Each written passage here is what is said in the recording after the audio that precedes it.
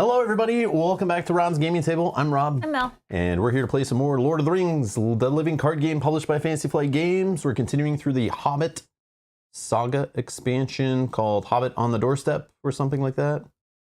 I don't know, you clicked on the video, you know what it's called. I don't need to remember this stuff, I just play it. Hello everybody joining live, hello to you watching later, hello. Thank you to our Patreons and our YouTube members for supporting the channel. Thank you so much. Thank you so much. We're going to be talking about some news here. I see Janet stealing a bit of my thunder here. Angmar Awakened cycle, letting me know about it. Janet, I already had it all planned. I had a tab open on my browser ready to talk about it. I had my script written.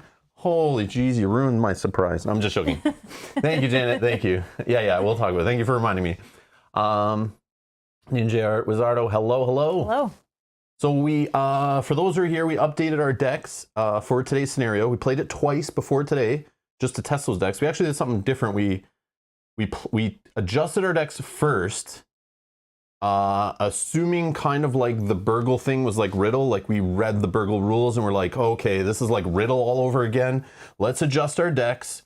So we tweaked our decks, actually kind of like really tweaked our decks, and then tried the scenario. And we won on our first try. I don't know if it was like I don't think it was an easy win. No. But then we tweaked our decks a little bit more. And then we played it again earlier today, just to make sure it wasn't like a fluke. We won again on standard. So we're going to play today on standard for the Lonely Mountain. And if you're interested in what the decks are, they're linked down below. Actually, I'll bring them up on screen because there's some things I want to talk about related to said decks. We'll do it kind of like we do our Arkham Horror LCG kind of at the beginning where we talk about our deck changes, but I don't want to go too much into it. It's like, you know, it's like whatever. But for those that are like following along, this is like March 2022. The starter decks have released in some markets. Select markets.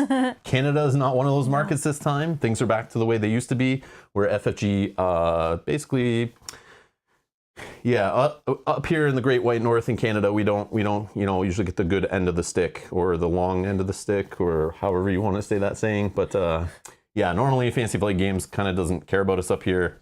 We usually get things late. They don't show up. You know, they never get enough at the distributor. I'm always getting told by store owners, sorry, they didn't have enough, like too bad. Like, but then you look in the US and it's like all the stores have tons of stock. They got tons of copies. It's like crazy. But anyways, so what we did, actually, let's go here. It's a more important thing. Let's start with the good news. Is everyone kind of here yet? Is everyone here yet? I'm all over the place. Squirrel. Hey, Daniel. Vanyo, how's it going?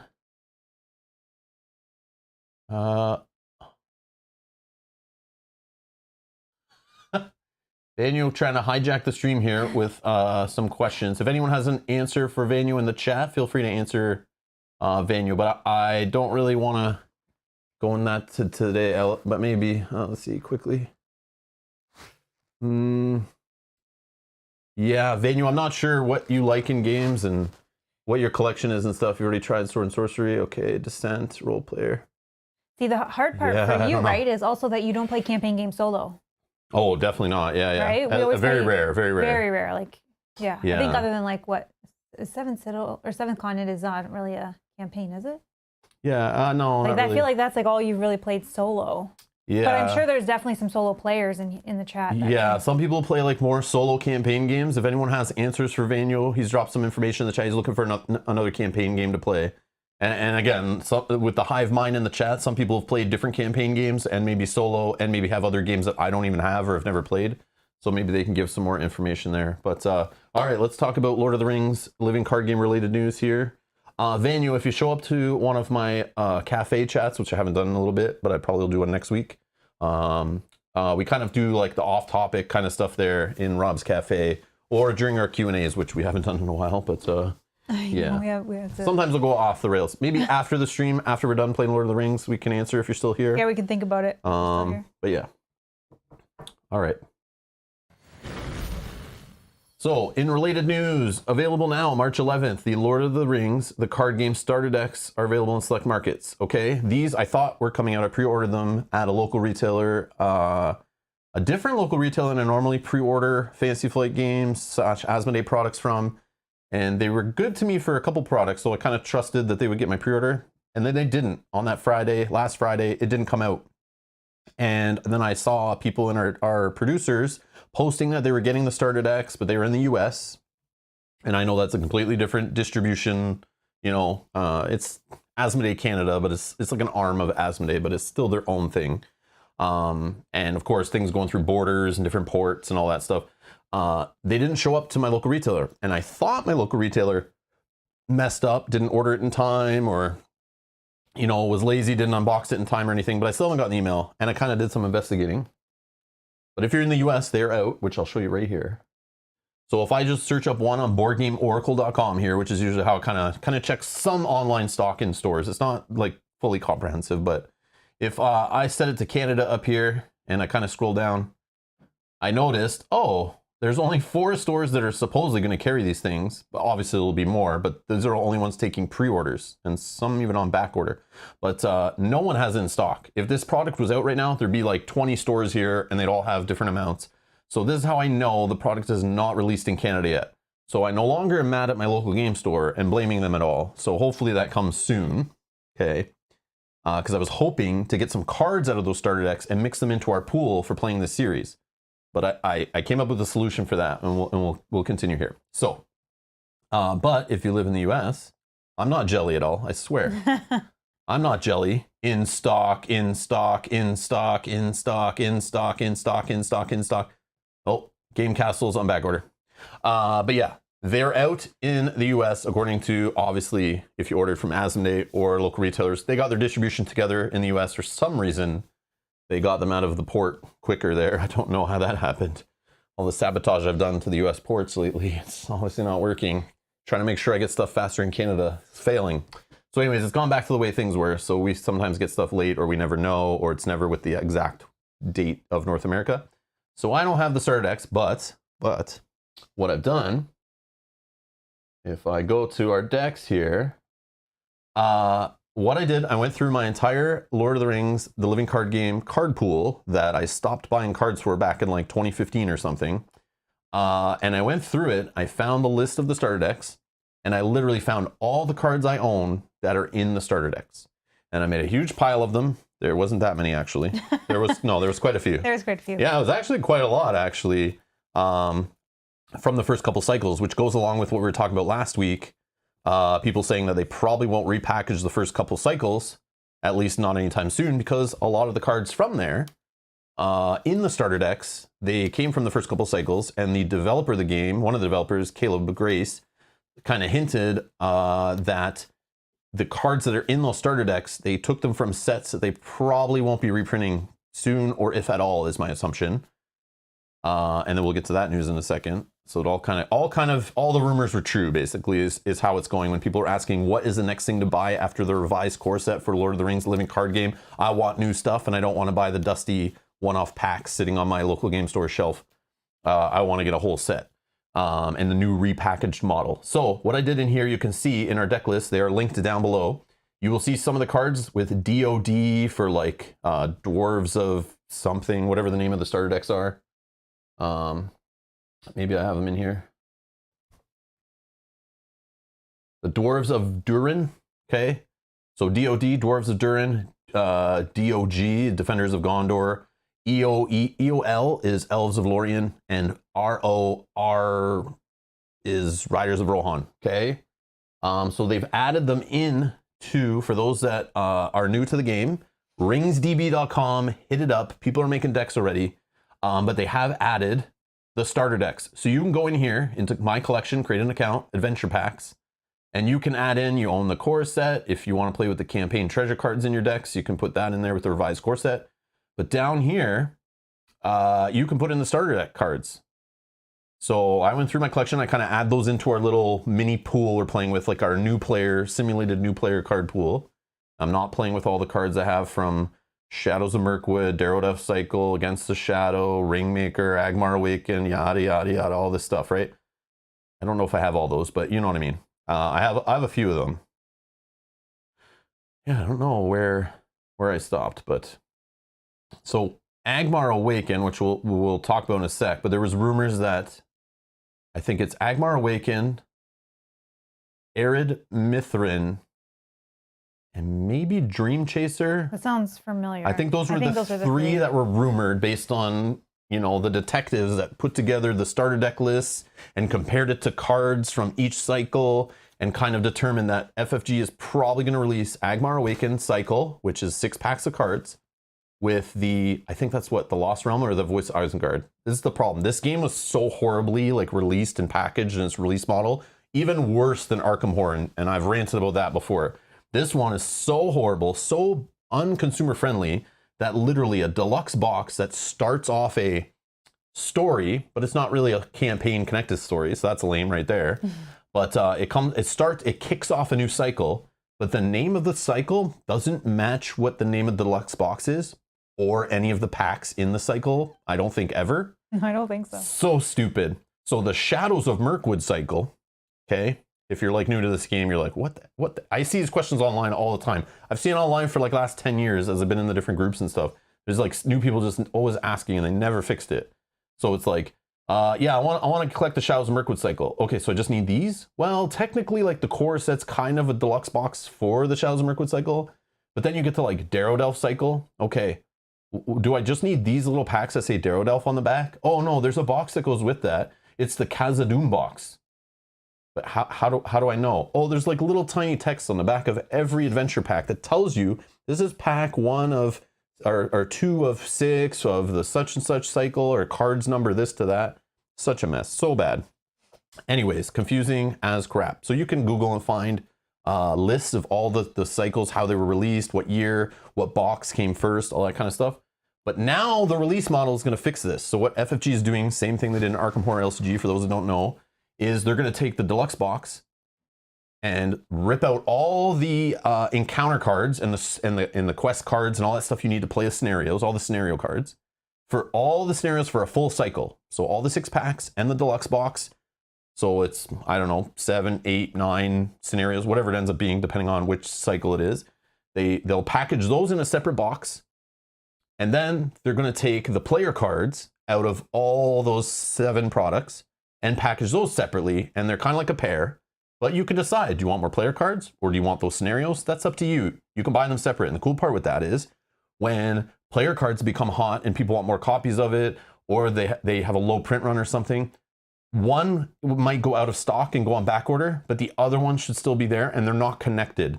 So the problem with this old release model you see on the screen was the Hunt for Golem. Let's say that has an amazing card in there that everyone wants 6 of in their collection. They're going to buy that pack just for those player cards, and you'll not be able to find it ever when you just want to play the scenario in story order. So super horrible to attach player cards with encounter cards. It's nice they're breaking them apart. They're doing that with Arkham Horror.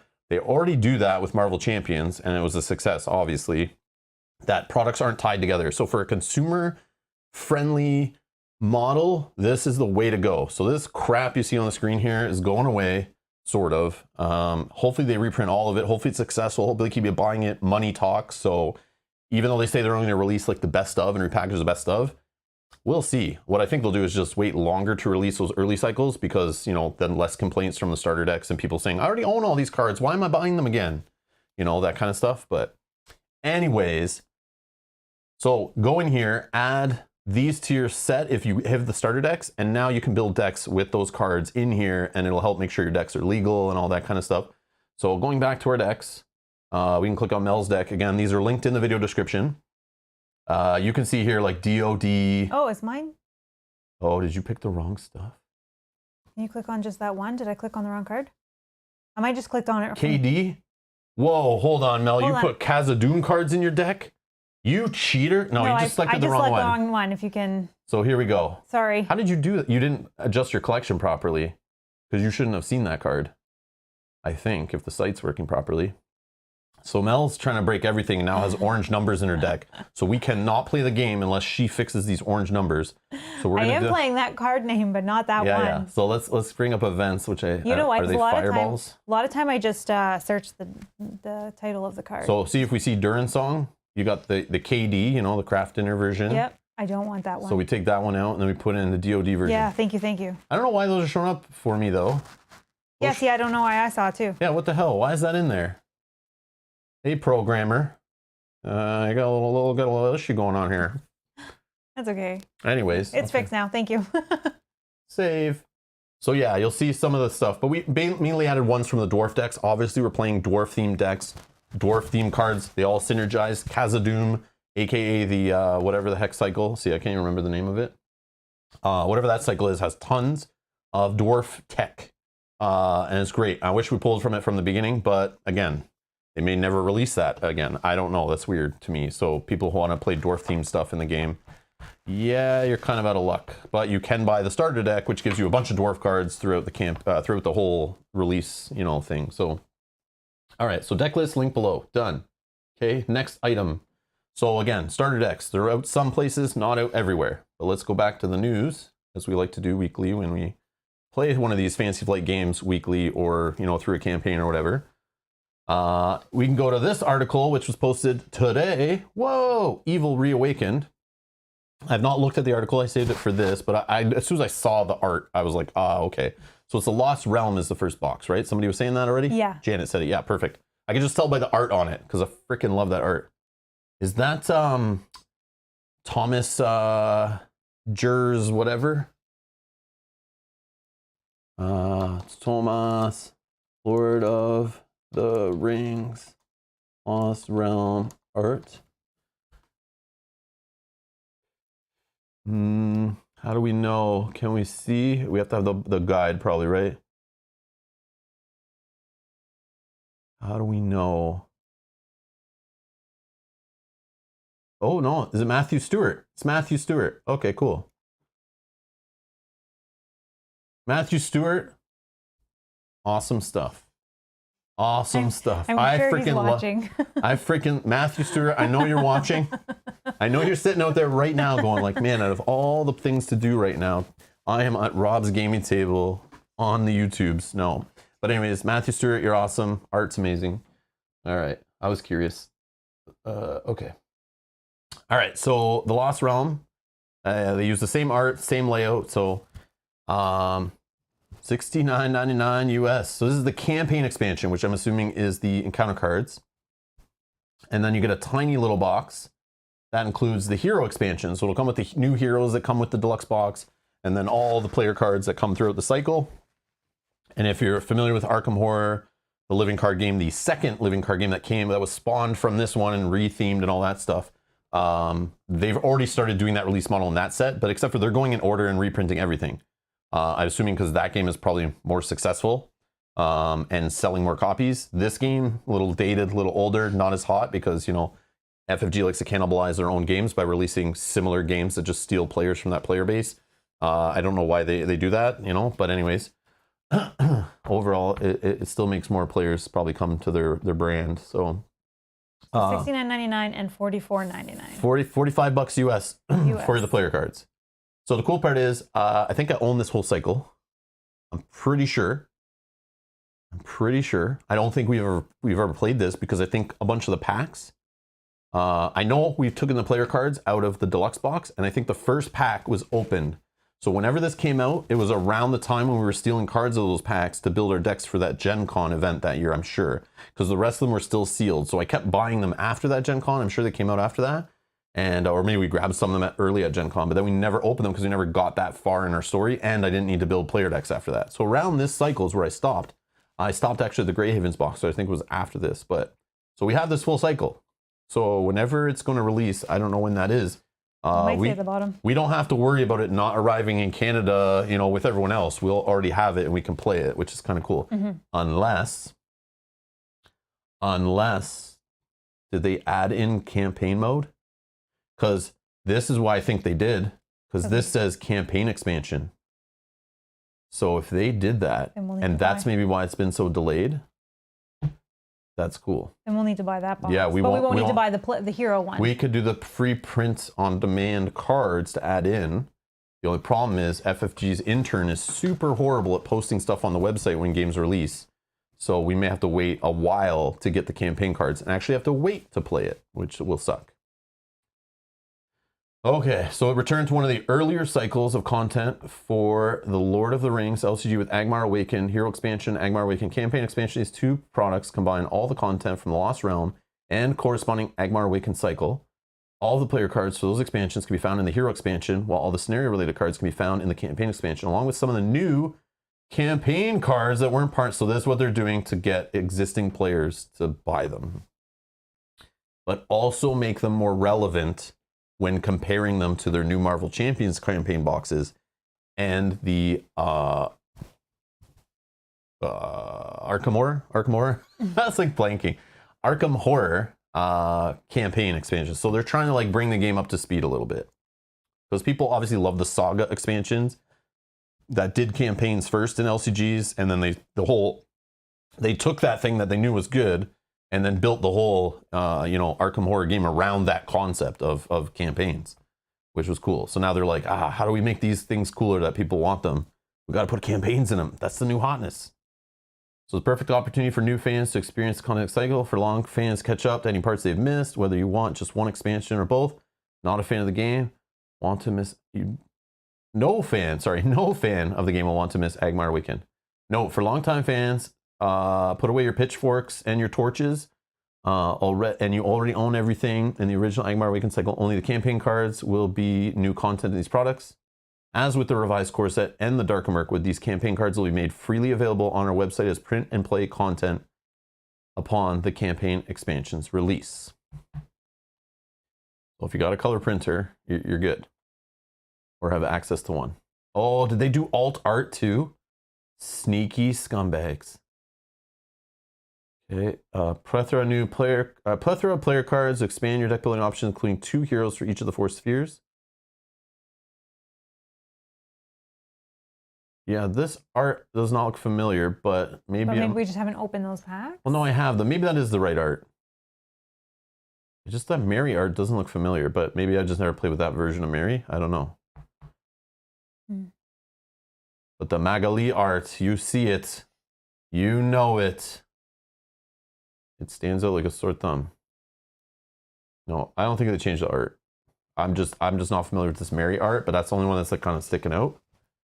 But it's maybe just same art. It's okay, Kate. Kate says same art, I believe her. All right. That Mary, I've never played with the Mary, so I have no experience. All these other ones I've seen before. They all look familiar. But again, I haven't gone through my heroes in like all my heroes in like like 7 years.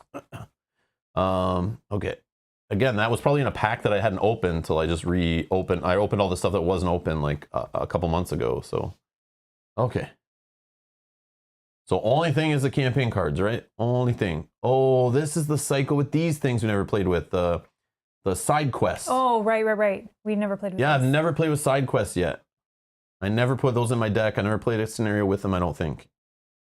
Yeah, side quests. You can optionally put these in your deck, bring them to cycles, and then like in certain situations, my understanding is like you can play this as a normal card, and it gives you something else to put progress on while you're kind of like in those, including this scenario we're actually playing today. You could put this out in the first quest to kind of just to have something to do while you're kind of buying time. Because there's a lot of scenarios in this game where there's certain, stages of the scenario where you kind of want to like put the brakes on a little bit and build up or recover.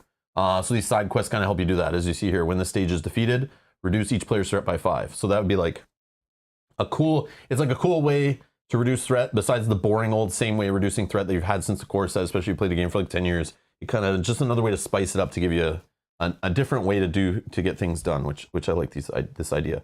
I don't think they went too hard into this mechanic. I don't know how many side quests are in the game, but I feel like it's not a lot. But maybe in later cycles they really went in on it, but I don't feel like they did. But yeah, that's cool. Okay, so this is the first one, eh? So my question is, as the question every time they release something, how is this cycle trying to run through this with like the revised core set only and or the starter decks only? Or just those 5 products as your card pool?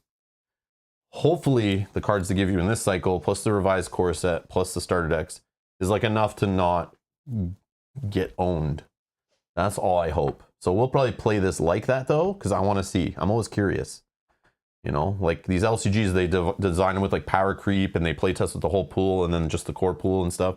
And they always have like the minimum requirements to play, but it's like, you always get into the game, you're like, I can't win this. And then you just see everybody answering in forums and stuff like, oh, you need to buy all the cards or else it sucks. So hopefully it doesn't suffer from that. Because it's not like they're going in here and tweaking cards and rebalancing or anything like that. So release this summer. Was this going to be like a Gen Con release? Janet has US dock dates is June 17th for the hero and July 22nd for the campaign. Janet, you're amazing. I know, she already knew you're amazing, that you were Janet. going to have this question. Yeah, because next I was going to open that Asmodee's shop store and try to look them up. So we got our information. What is coming out next to play with your revised core set and your starter decks if you don't want to buy old dusty product from your local game store that's probably not even in stock and on back order and will never be reprinted again? And we also got the answer when that's coming.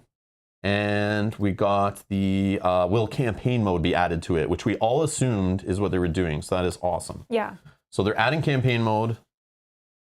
Like, I'll just try to do the print and play stuff, but like I'll be a sucker and probably want to buy the whole thing. But I won't buy the player cards again. Board Game Time with the super chat. Can't watch because of work. Love you guys. Keep up the great work. Board Game Time, thank you so much for the super chat. We love you too. I can't believe you're here donating when you can't even watch. Like, that is a super fan. You are amazing. You keep me going. Thank you so much. Thank you so much. Thank you. That's awesome. KJ, how's it going? Hello. Oh, Janet's already pre-ordered. Oh, that's awesome. Yes, Janet. Janet, yes, you're on it. Love it. Love it. Yeah, so what I'll do is I'll probably pre-order the campaign box, even though we already have all the player cards, maybe. Because here's what I think is going to happen. Based on how FFG's like falling apart and they're not the same publisher they used to be, and like the janitor has to upload stuff to the internet and he's always slow. Because he's got to do the live streams, right? He's got to run the live streams, but then sometimes he when he's mopping, he like accidentally knocks out the Ethernet cable and then like can't figure out. No one knows how to put it back in. Yeah, and then he doesn't know how to upload stuff to the website and all this stuff. So right, he does too much work there. So what will happen is this campaign box will come out here, and everyone will be going, Rob, when are you going to stream it? Rob, do you have it yet? Rob, is it good? Rob, should I buy it? Rob, should I play it? Rob, we want to watch you play it. And I'll be like, dude, I don't have it yet, but we do have it. We have the cards, but we won't have the campaign mode, which will have like treasures and the little campaign cards to connect it. And maybe we'll have another elf friend we can bring along on the adventure or something. Mm-hmm. I want those things. I love the little campaign mode stuff. It's not like amazing, not mind blowing, but it's better than not having it. Definitely. And I would love to just be able to print and play it off the website, but you know it will not be available on the website till like 2 or 3 days or a week or so after it's already available. So I might just, and it won't be the same quality of cards, right? No, so if we have to shuffle anything into our deck, it may be obvious. We'll see though. I'll make the call closer to it. I don't think I'll need to pre-order it because I have a feeling it'll just come out. Yeah. Like there'll be a copy to grab. I don't think it's gonna be like the super hottest product ever, but hard to say. We'll see. And that the campaign part is coming out second, so okay.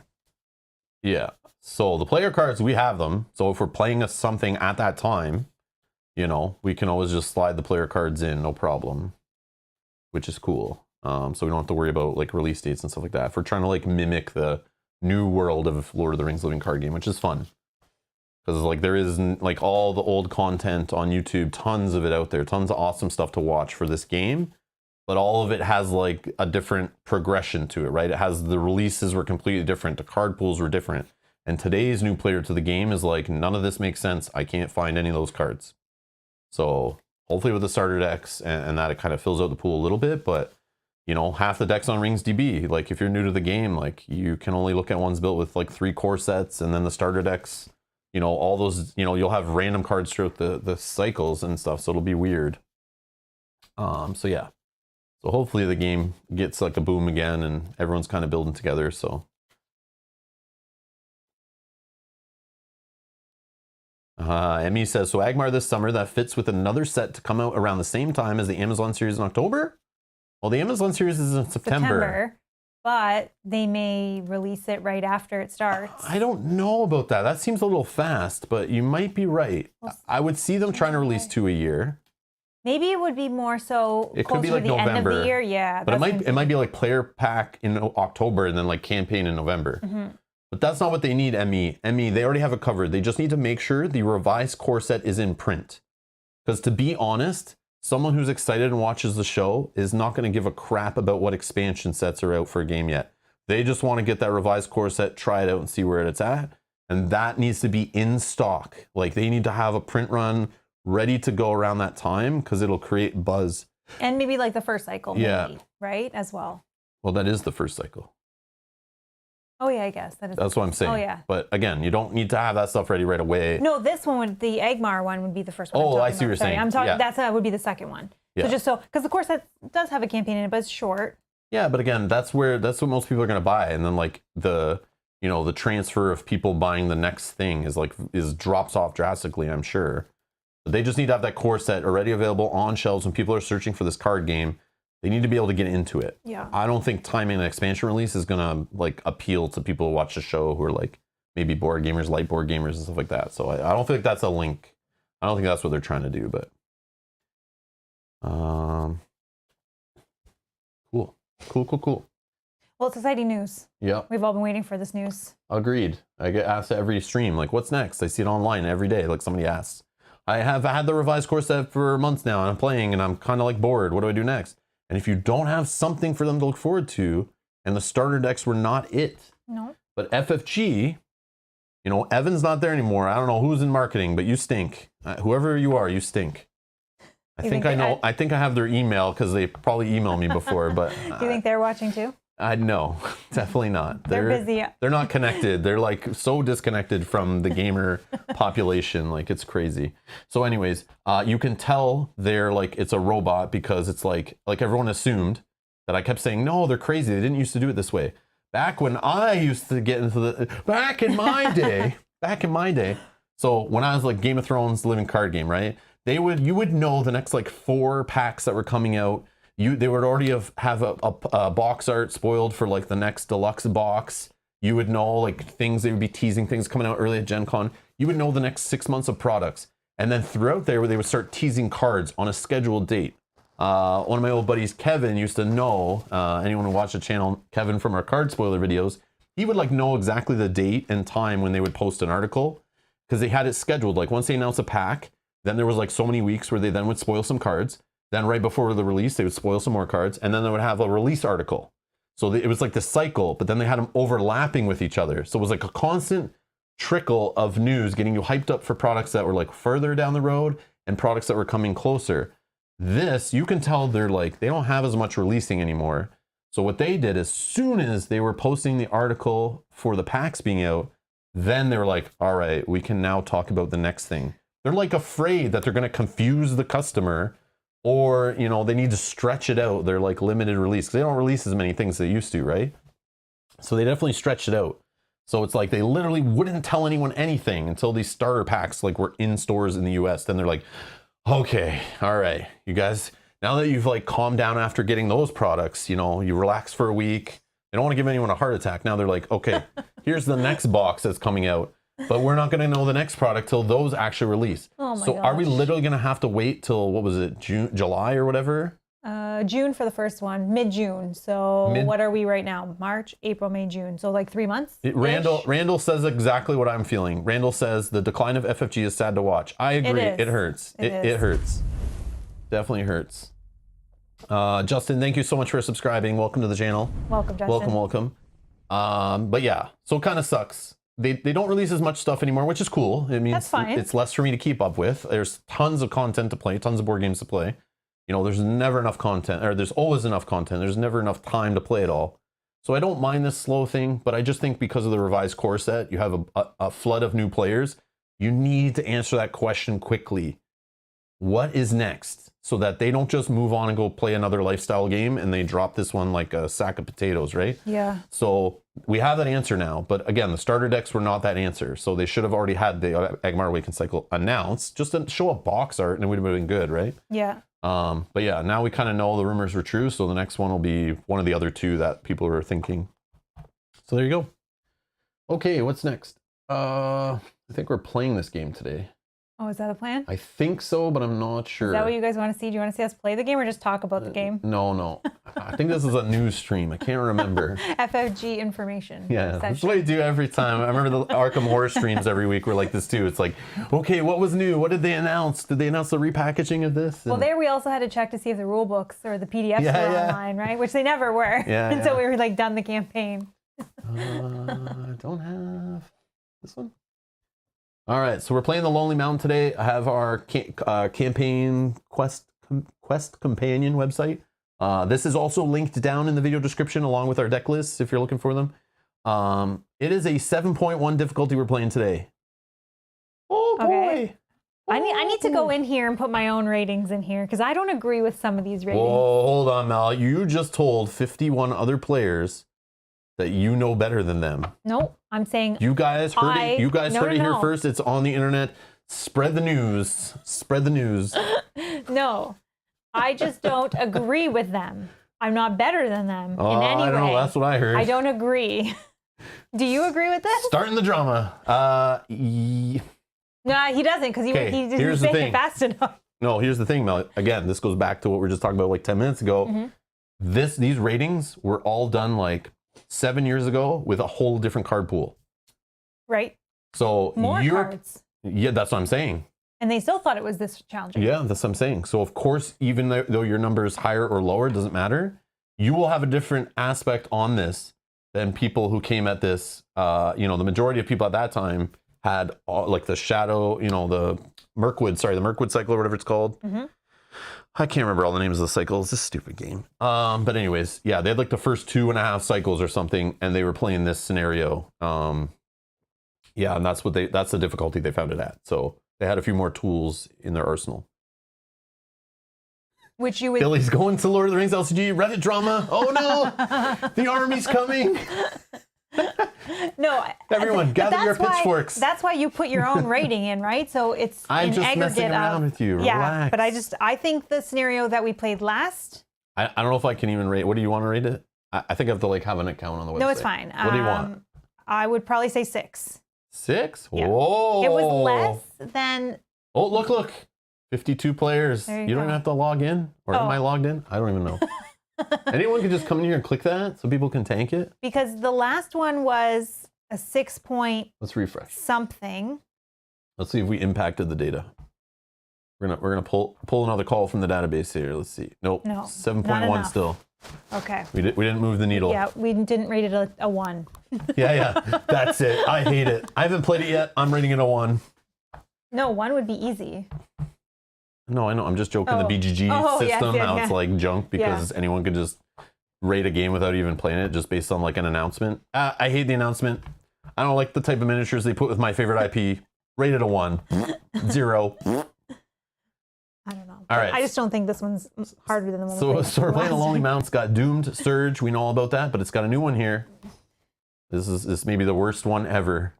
Indestructible. An enemy with the indestructible keyword shouldn't be in the game because it cannot be destroyed by damage, even when it has damage on it equal to its hit points. So why did we give it hit points? You'll find out, but it's not to destroy it. Stupid. All right. There's also Burgle, which is similar to the Riddle that we did a couple streams back in this series. So Burgle is a new game effect featured on some encounter cards in the Lonely Mountain. Burgle effects are ignored except while making a burgle attempt. Burgle attempts represent Bilbo Baggins' efforts to sneak past Smaug in order to steal treasure from the dragon's lair without waking him. To make a burgle attempt, the first player must follow these steps. Step 1. When a card instructs the first player to make a burgle attempt, he must discard cards from the top of the encounter deck until a card with the burgle effect is discarded. Read and resolve the burgle effect as outlined in steps 2 and 3. Step 2. The first player shuffles his deck, reveals the top card. If the first player has no cards left in his deck, then the burgle attempt automatically fails. Step 3. Each burgle effect instructs the first player to discard a number of cards that match the revealed card sphere, type, cost, or any combination of those things. If the first player discards the required cards from his hand, the burgle attempt is successful. If he cannot, the burgle attempt fails. So for example, you might discard an encounter card that tells you, like you're told to do a burgle effect, a burgle attempt, sorry. You'll discard cards off the top of the encounter deck until you find one that says burgle on it. It might tell you, okay, shuffle your deck, discard the top card. Now discard 2 cards from your hand that match the type of card that is and the cost. If you don't have 2 cards in your hand that match that, you fail the burgle attempt, and you have to discard all of those cards.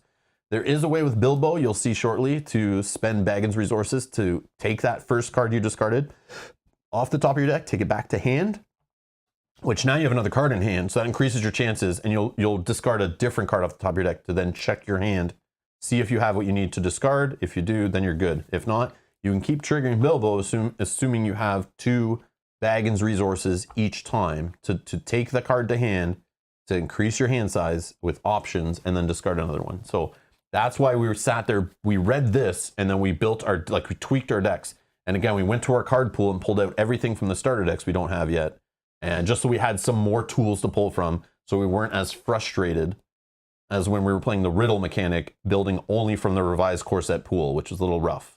So obviously now the starter decks are out some places. So I would definitely recommend, if you're a new player and you're playing this Hobbit expansion, you just have the revised core set. Again, go grab those starter decks if you can find them, especially the dwarf one if you're playing a dwarf decks, because again, the Hobbit cycle has a lot of dwarf tech in it. The Hobbit Saga expansions have dwarf tech in it, so you might want to grab the dwarf starter deck at least to pull some cards out of there to add into your pool to help you with your dwarf stuff, which I find has helped a lot based on our 2 plays of this already. Just adding a few extra cards in. So again, those are down in the video description. Want to see what cards we added in. Again, we don't have access to all of them because in Canada, the starter decks are not out yet. So, okay, so there is some errata to ours. Again, we have a first release printing. So secret entrance should read, then look at the top of the encounter deck if the looked at card is not. I don't think that changes how we do it, but while making a burgle attempt on the burglar's turn, on the scenario when a player takes actions. Okay, sure. Yeah, we'll just, yeah, we know how that works, I think.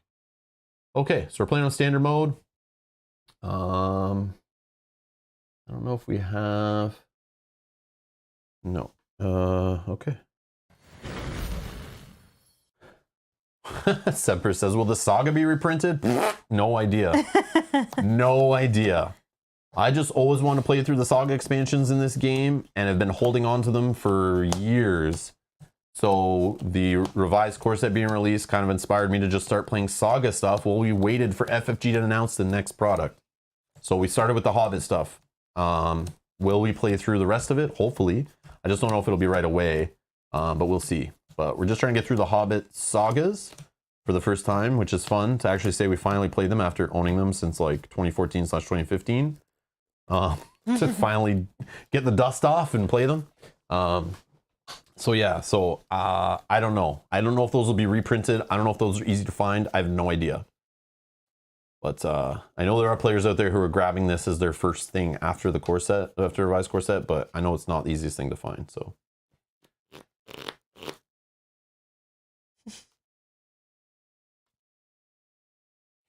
Locator says, get your Sharpie and add Indestructible to a couple heroes. Only seems fair. It does seem fair, right? I like where you're going with that. Yeah, who's your best and who's my best? Let's put Indestructible on both. Yes, Velcro, like Descent. Yeah. Mm-hmm. You got what I was talking about. You guys are funny. All right.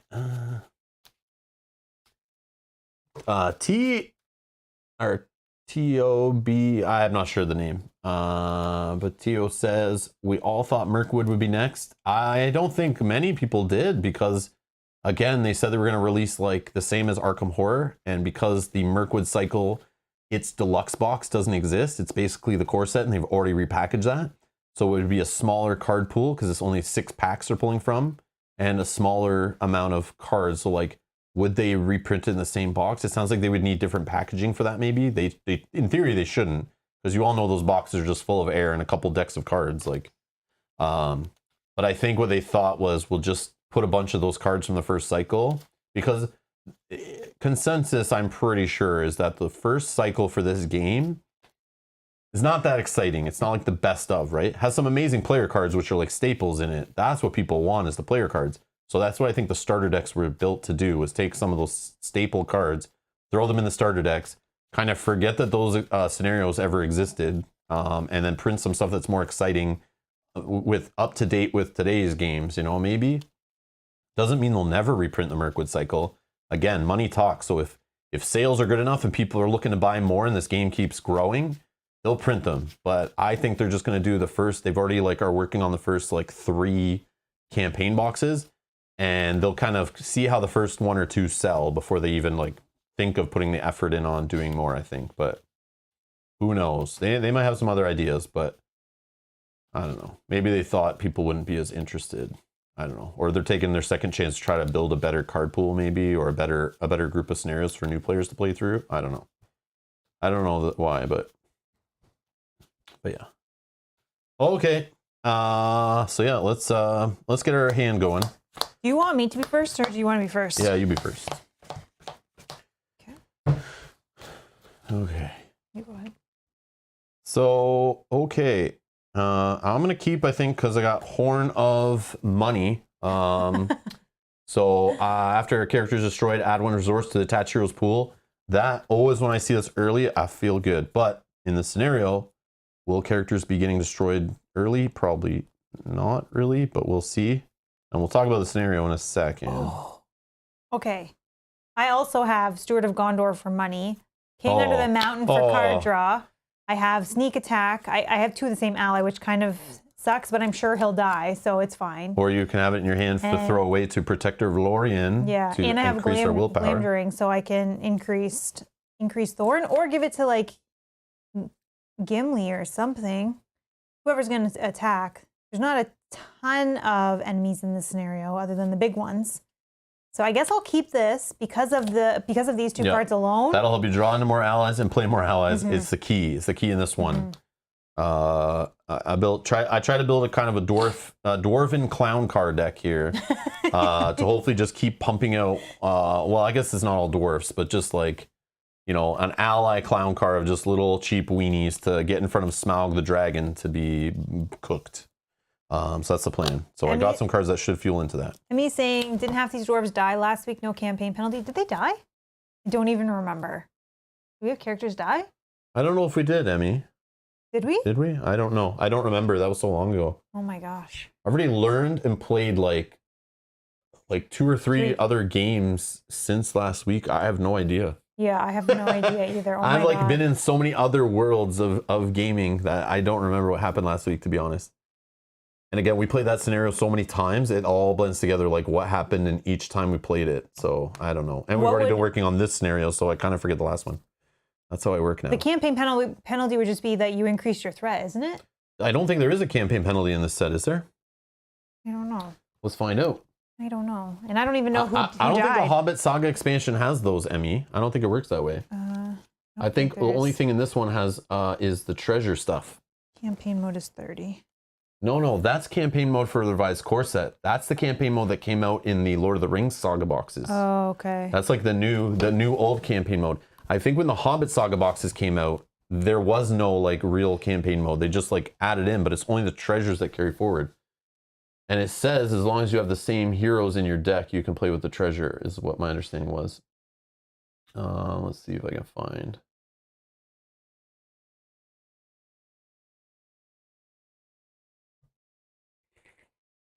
Spiders got you. I don't remember any of my heroes dying. Isn't that crazy? I think yours did. Yeah?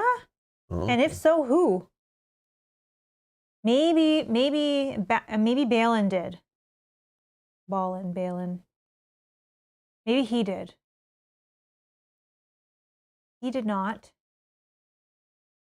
I don't know. That's fine though. I just don't know how it treats heroes dying in the Hobbit sagas. Because I don't think there was rules for that stuff.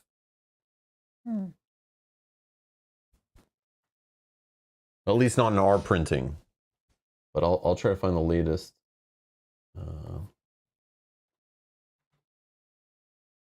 Yeah, let's see.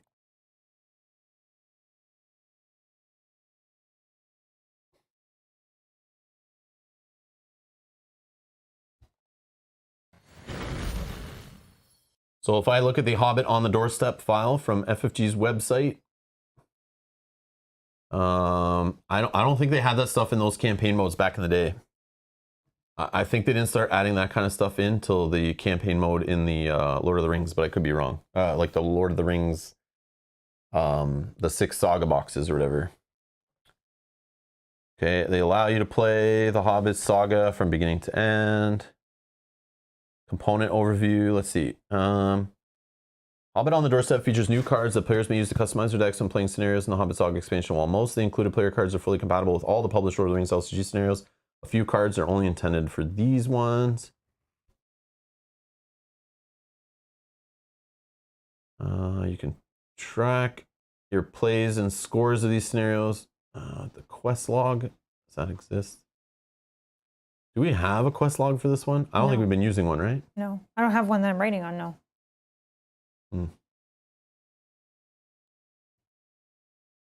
So Bilbo Baggins, setting up the game. Baggins Sphere. Multiplayer rules, passing Bilbo back and forth. Treasure, how treasure works.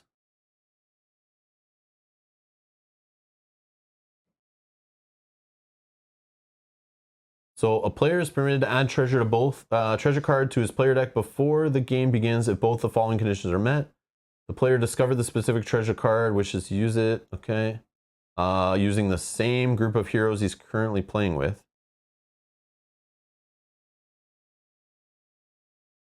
That's like really all it mentions for campaign mode here.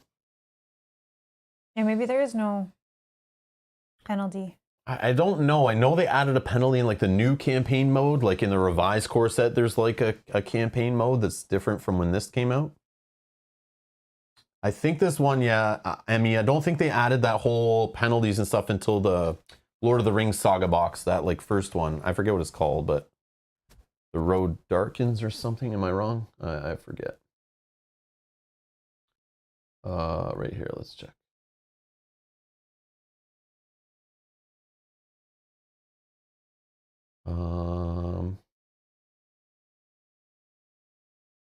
Where the heck, man? Yeah, the Black Riders, I think, is when they first introduced like the normal campaign mode we know today, like the latest one that they added in the revised core set. Oh, Carl's there. Carl is making me sound like I know what I'm talking about. Carl says the threat penalty and if a hero dies and removed from the game did not start until the Lord of the Rings saga. Thank you. Thank you. I thought so. I just was trying to find evidence to make sure I wasn't misremembering from so many years ago. I was going to say, because I don't even remember who died because I don't think I was paying attention. But I remember when we were starting this thing, when I was collecting all the Hobbit cards to prepare for this YouTube series, I was reading The Hobbit Over the Hill and Underhill, whatever, and looking for campaign mode. And I was like, okay, it's not in here.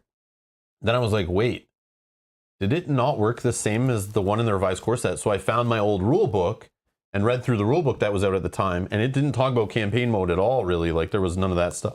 That stuff wasn't added till later.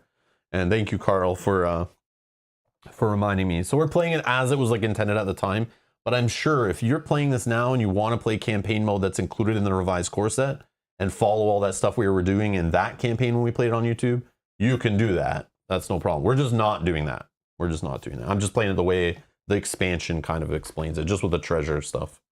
So if we can change our heroes if we want, but then we're not allowed to put the treasure back in the same deck of the heroes that found the treasure or whatever. So that's kind of weird. Yeah, which is why we haven't changed our heroes. Yeah, it's kind of lame. It's kind of lame, but that's just how we're playing. All right. Okay. We got 4 quest cards. A Warm Welcome, The Lonely Mountain. Set up. Search the deck for Smaug the Golden, Smaug the Magnificent, The Lonely Mountain, and a Bare Patch. Set Smaug the Magnificent and a Bare Patch aside, which I have done. Yeah.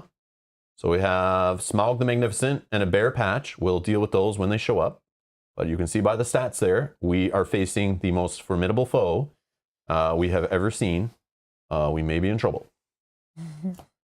Okay. And then it's saying, okay, put those out of play. Add Smaug the Golden and the Lonely Mountain into the staging area. Then shuffle the 5 Airboar treasure cards and stack them face down under the Lonely Mountain. Okay. So now we have the Lonely Mountain and Smaug the Golden. Actually, I'll probably put these over here. So we got Smaug the Golden. There's the Indestructible. So he has 50 threat. He's or 50 engagement cost. I would call it threat, but X threat, 6 attack, 9 defense, 20 health points. He's dragon traded, just in case you weren't sure.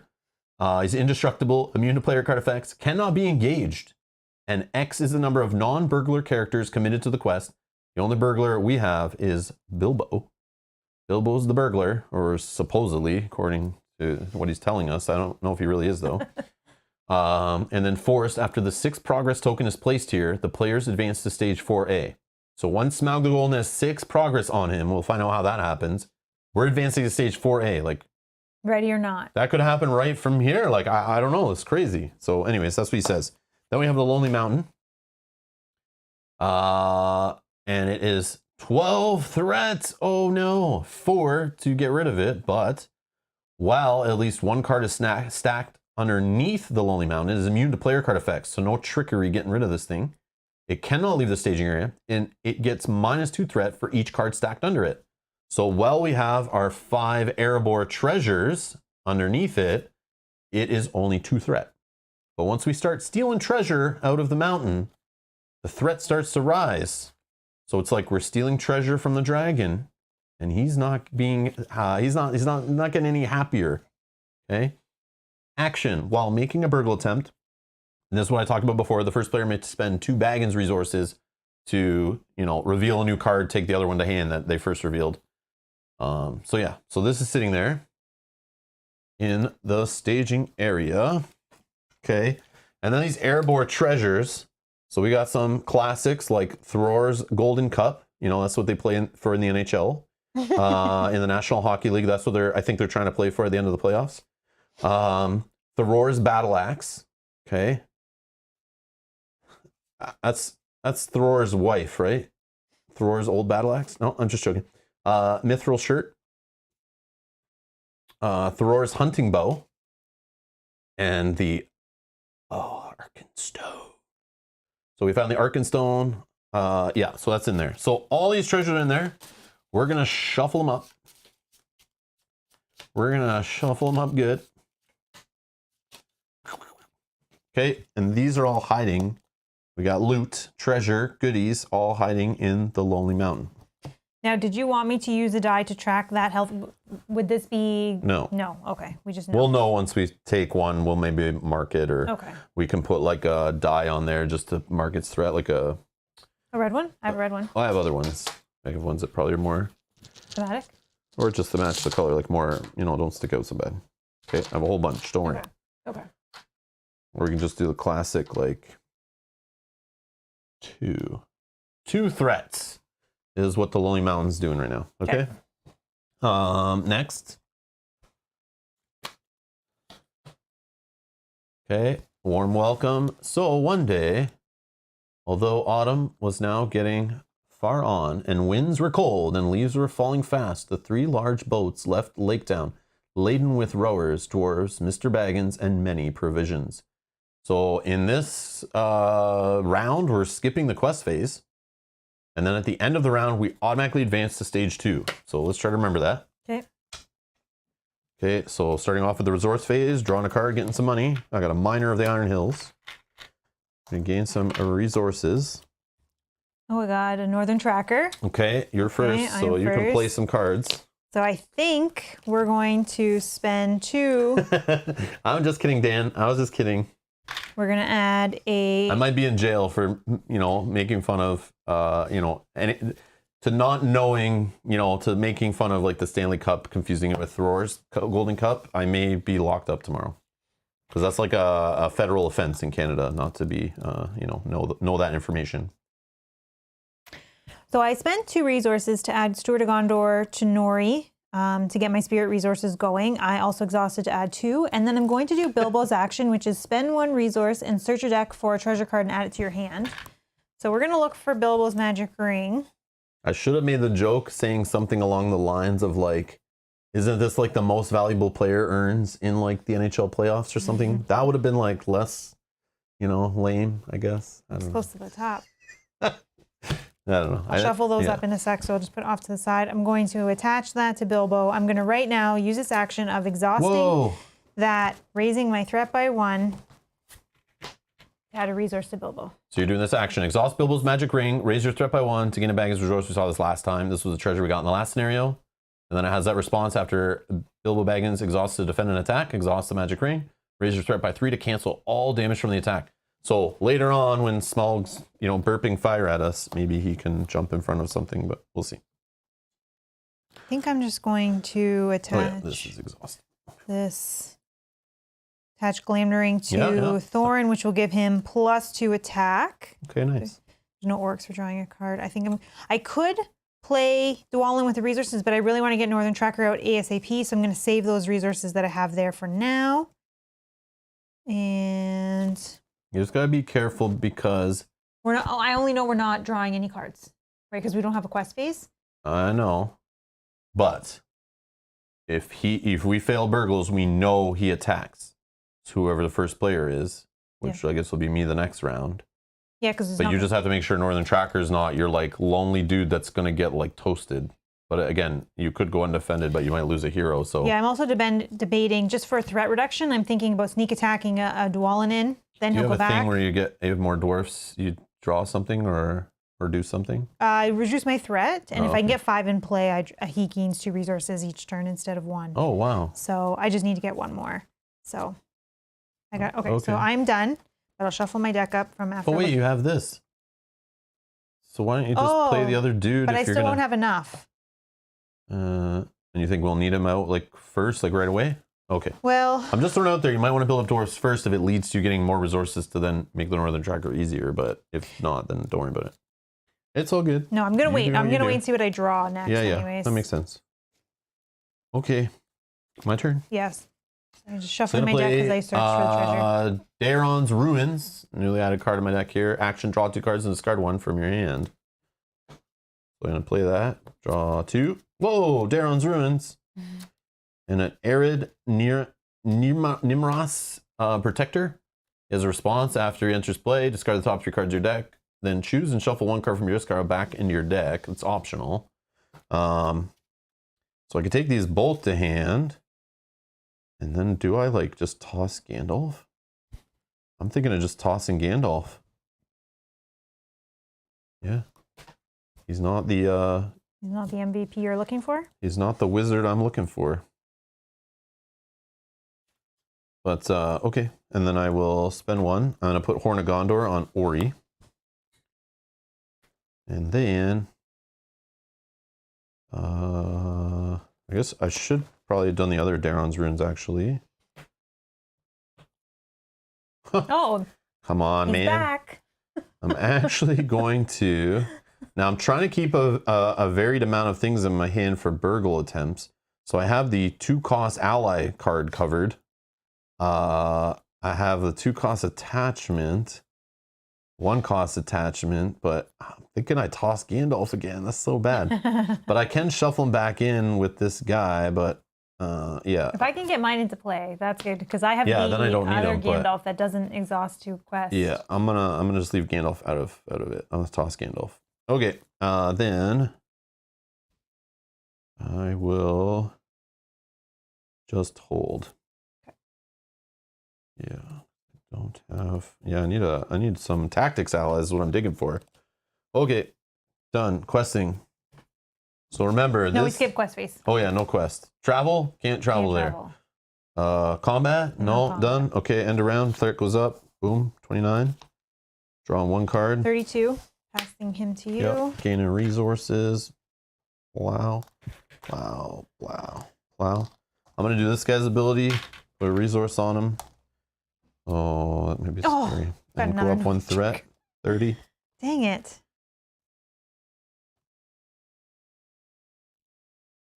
Okay, I'm gonna play. Oh, you know what I should have done? I'm not throwing Gandalf away. I have these Erebor Hammersmiths in hand. I'm gonna toss the Dwarven Axe. Oh yeah, good call. So I can get that back to hand, right? You don't have attachment in your discard pile? I don't have a discard pile. Yeah. I'm being silly. Lord Conn Smythe is turning over his great sister. Yes, Dan. That's awesome. I'm thinking of starting my own Lord of the Card Game podcast. Okay, a few months. Carl, we'll see. Carl, we'll see. Good for you, though. Best of luck, my friend. Pick a different sport system. Nice. Okay. So yeah, I'll play this guy, Airborne Hammersmith, for 2 lore resources. Will allow me to grab, after you play Airborne Hammersmith, return the topmost attachment in any player's discard pile to their hand. I'm going to take the Dwarven Axe back. And then I will just hold. Okay. Unless I want to spend Baggins resources on Gandalf to dig, but I don't think that's the play. Okay, I'm going to spend 2 for King Under the Mountain. We're going to attach it here, and then I'm going to exhaust it to draw the top 2 cards. 1 in my hand, 1 is discarded. Oh. Both of these are good for different reasons, but I think we'll go for the dwarf. Oh, but this is just a cheap ally. Being a cheap ally is always good. But I don't really have purple cards, so let's take the dwarf. Okay, we're going to put into play a Northern Tracker for 4. Hey, Sajat. We're going to gain 2 resources back. I'm 1 shy on this guy, but I think we're good. What is his tax again? Is he the one that gets cheaper? While you control 5 dwarfs, yeah. Cost of it's like the worst dwarf too. to see first. I know, and I saw 2 of them, but that's okay. That's okay. I know this guy too, because if I have 5 dwarfs in play, he adds 2 resources to somebody's pool, so he kind of is the same idea. Yeah, and I have them early. I'm hoping I draw Keely or Feely. Those help true. get that whole cycle going. So yours in King of the Mountain good? I did. Okay. Yeah, we'll see. Okay, questing. Yep. So our first quest phase, remember that X is the number of non-burgle characters committed to the quest. So that's his threat will go up for each character we put in that is not Bilbo. So how I do it, or how we've been doing it, is kind of just subtract 1 from everyone's willpower as we put them in, and Mel tracks them on a little dial there. Yeah, so I'm putting in Ori, which he's normally 2 willpower, but obviously he's raising his willpower, so it's gonna, like, you know, counter. So 1, 2, 3, 4. 4 from my side. 4 for you, and I will put in for 5, 6, 7, 8. So there's no point in me, for example, putting in this 1 willpower Airborne Hammersmith at this point, because he is not a burglar, so he counts for 0. So I'm going to keep him up for a defender. Which I also didn't put Northern Tracker in because he only has 1, and we don't have any locations to put progress on at the moment, so we're going to save him as well. So we're at 8. Here we go. I'm using this so we don't have to count it so many times. Did you shuffle this? I did not. Okay, let's just do a quick shuffle. I don't know if we shuffled it after we played last time. So it's not confusing. I will also only keep this on the screen during questing phase.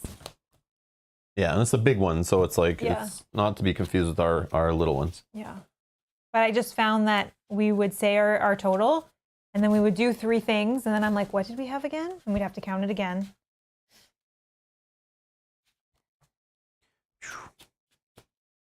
I also have no cancellation in my hand. Oh no, we got bats. Yes. Fallon. Pew! Killed some bats. Crows. Okay. Pew! But they don't die because they're stronger than bats. They're croaking crows. So 33, they'll engage. I'm at 30. It's going to take a damage. Also surges. That's annoying. Forest, when a location is revealed from the counter deck, put 1 progress on Smaug the Golden. Awesome. Okay. So it's surging. And there's a location. So if you can put a progress on Smaug the Golden, this is a Desolation of Smaug location at 3 threat to the staging area. While Desolation of Smaug is the active location, the first treachery card revealed each round gains surge. That's disgusting. So we are now at 2, 3, 4, 5, 6 in there. So we don't count him because we already subtracted the number from our dudes. So that's how we're kind of playing it to keep it straight. So we're up 2. So we were successful. So now we put a progress on Oh, sorry. End of the round, we didn't advance. We didn't. See, I knew we'd forget. That's why I said to remember. Sorry. Yeah, we forgot to advance. So we already know what's happening though. So this is the burglar's turn. So we advanced to stage 2, which was said at the end of this one. So end of the round, we advanced to stage 2. It's forced. So we forgot to, but we might have to change some stuff up. So there he lay, a vast red golden dragon, fast asleep. Thrumming came from his jaws and nostrils and wisps of smoke. But his fires were low in slumber beneath him, under all his limbs, and his huge coiled tail. And about him, on all sides, stretching away across the unseen floors, lay countless piles of precious things. Precious. Gold wrought and unwrought, gems and jewels, and silver stained in the ruddy lights. The Hobbit. So forced. After questing successfully is what we just did, we place 1 progress on Smaug the Golden, which we just did. Then the first player makes a burgle attempt. If successful, the first player takes the top treasure card from under the Lonely Mountain into his hand. Then the players may advance to stage 3. So you don't have to, you may. Forced. After the first player makes an unsuccessful burgle attempt, Smaug the Golden attacks the first player for 6 attack plus a shadow card. Ugh. So we just succeeded. So you place a progress on there. Yep, sorry. And then the first player, which is me, is going to make a burgle attempt. Oops. So what I do is start discarding cards off the deck till I find a burgle card. Oh, I found a burgle. That was hard. And then I read the burgle on the bottom here. The first player shuffles his deck and reveals the top card. He may discard 1 card from his hand that matches the revealed card's type and cost. Type and cost.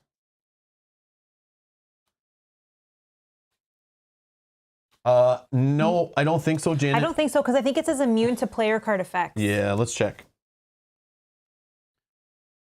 Well, it's while at least 1 card is stacked underneath, it gains immune to player card effects. So if we get all the treasure out from under it, then we could do some shenanigans. Well, then we would probably just travel to it. Yeah, we could travel to it, or we could just leave it there and mess with it. But again, by that point, it's going to be a 12 threat location. So yeah, we would probably be forced to travel to it. And it's funny, if you do keep score, it's 10 victory points if you can get that achieved. So that's probably like a very hard thing to do. Yeah. So our goal, I think the most we ever got is like 2 treasures from under there. Yeah. I feel like that's kind of like the sweet spot. We get a little risky pushing it further, which you'll see. Because the problem is, as we get more willpower on the table and more questers, he just keeps getting larger and larger with his threat value. And as we keep taking treasures, this gets larger and larger with its threat value. Then it becomes to the point where like we'll just get locked. So you have to be careful. And plus, if you're failing burgle attempts, trying to steal all the treasure, he's killing your dudes. And then you don't have as much to quest. So you'll start falling behind in the race. Yeah. So, yeah. All right, so I shuffled my deck. I'm going to reveal the top card, or discard it, I guess. It's a 2-cost ally. Oh, I think this is what you were saying you had lots of in your hand. This is a card I wanted to keep, though, but that's okay. I mean, I could spend 2. You can spend 2 if you want, but... I think I'm good. I will just get rid of... I'll just get rid of an Erebor Hammersmith. So I have discarded, and again, if I discard 1 card, so I don't have to, but if I don't, I fail the burgle attempt. So I did get rid of a card type and cost, so 2-cost ally, and it's discarded, which is annoying, but yeah, so I successfully burgled. So I'm going to take the top card under the Lonely Mountain. Come on, bow. Nope, it's the Arkenstone. So I found Arkenstone, which is going to my hand, attached to a hero. Action, exhaust the Arkenstone to raise your threat by X to lower lower by X the cost of the next ally you play this phase that matches the attached hero's sphere. So this actually can help me get out some of these lore allies I'm holding. Mm-hmm. Make them cheaper. But now I've got rid of one, so it's not that many actually. So yeah, that'll go to my hand. Okay. And then we could advance if we want, but we don't want to advance. But first, the threat for this actually goes up to a 4. Yeah, true. So it's gotten a little scary already. Do we want to advance to 3? No, right? No, and we probably don't want to travel. This one, so the problem traveling... I think I can use Northern Tracker on this. The problem traveling here is like, you know, the cards are going to gain Surge for treacheries, and we know like half the deck is like treacheries, half the deck's like locations, and then there's like a little sprinkle, like a tiny sprinkle of enemies in there. I feel like it's not a lot. So I think we don't travel. I think we just use the Northern Tracker. A couple of rounds, it'll be gone. Okay. So I guess we can optionally engage if we would like. This guy hits for 1. I can block here, but then I can't hit back. You could just go undefended, right? Let Gimli take it. Oh, yeah, true. Okay. If you, sure. I don't know how bad the shadow cards are. I don't know either. And I don't have any way to cancel it. Undefended. Nothing. It's just a burgle card. Yes. I think there's a lot of burgle cards and not many shadows. And then undefended will go on Gimli. And then I guess... Oh, it doesn't kill him though. No, yeah, that sucks. Oh, I guess... I mean, you could have taken it instead. Yeah, I could have. Yeah. We can rewind it. I would have done the same thing, go undefended. I'll just put a damage. Yeah. Yeah, because you actually have a guy that attacks for 2, which you know you could kill it. So then he'll kill I don't have anything to kill it. Sorry. I wasn't really thinking about that. If I had like the... I thought that that guy was stronger. Sorry. Yeah, he's kind of weak. Oh, that's okay. He just makes the swords. He doesn't know how to use them. Okay. So that's that. So increase threat by 1 to 33. Already all my cards.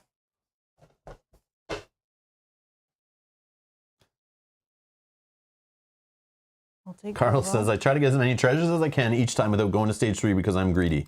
1, 2. Oops. Okay, so I've raised my threat. I've readied my cards. Took Bilbo. Yeah, sorry. No, that's okay. Draw a card. Distracted. Oh, we can give Bilbo some extra stats if needed. It's always good to have in hand. All right. I will, oh, it's me, yeah, anyways. So first thing I like to do is use King Under the Mountain so I know exactly what I have in my hand here.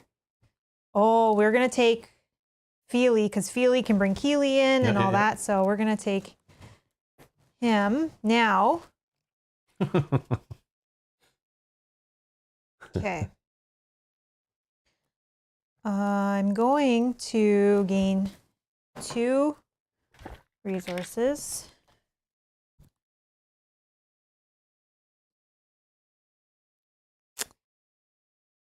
Okay, tell me if this is a dumb play, but I'm thinking in my head. So it is. I have sneak attack. I don't have enough for Feely.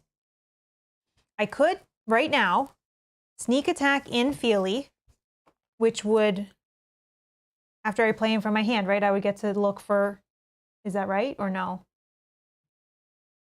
No, I think you're putting into play with the sneak attack. Read it. Put into play. Yeah, that's not the same as playing. When you play. Oh, so I can't do that play. Never mind. Okay, because I was going to say if I did that, then I would just have wait. You'll be fine. the 5 doors, then he would be cheaper. But just wait then. Don't do that. Yeah. I know. I don't want to like keep building up the resources though. Oh, well, don't worry. Northern Tracker is not unique. Oh boy. Oh. There you go. Okay, we're going to do that instead. There's a whole squad of Northern Trackers. That'll get rid of these faster. Okay. Yeah. And then I have some dwarves I can sneak attack in if he's going to attack me. Or you just kill Northern Tracker. Oh, yeah, because yeah. No, you wouldn't be able to because you'd have to defend. Yeah, if you fail your burgle attempt, he's attacking. If it's undefended. Well, if we are unsuccessful, I think I would have an action there, right? To then bring someone in. Yes, you could sneak attack so someone in. then I can sneak attack someone in before. Well, you'd sneak them in combat. Oh, no, in... questing. Oh, so that you have them for when we fail a burgle attempt, right? Yeah. That makes sense. Reveal player, resolve. Yeah, so I have an action after resolve. Okay. So, okay, if we need to. I think that's it for me. Sorry. Yep. Go ahead. Okay.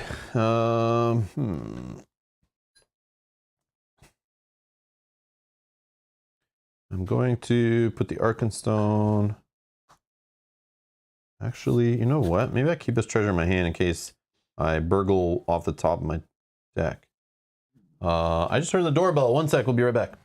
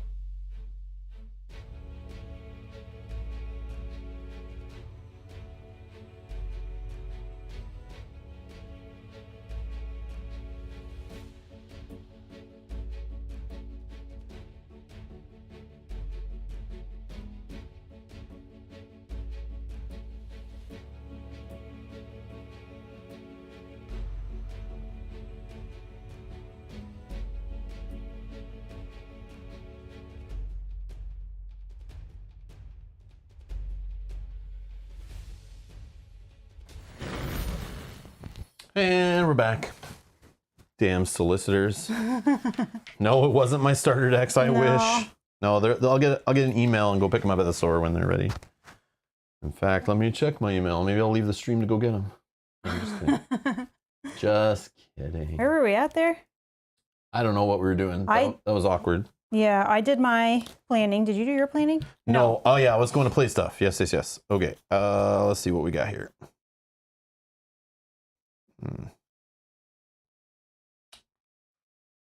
I mean,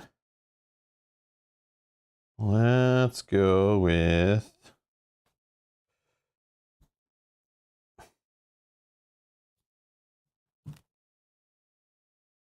Let's go with.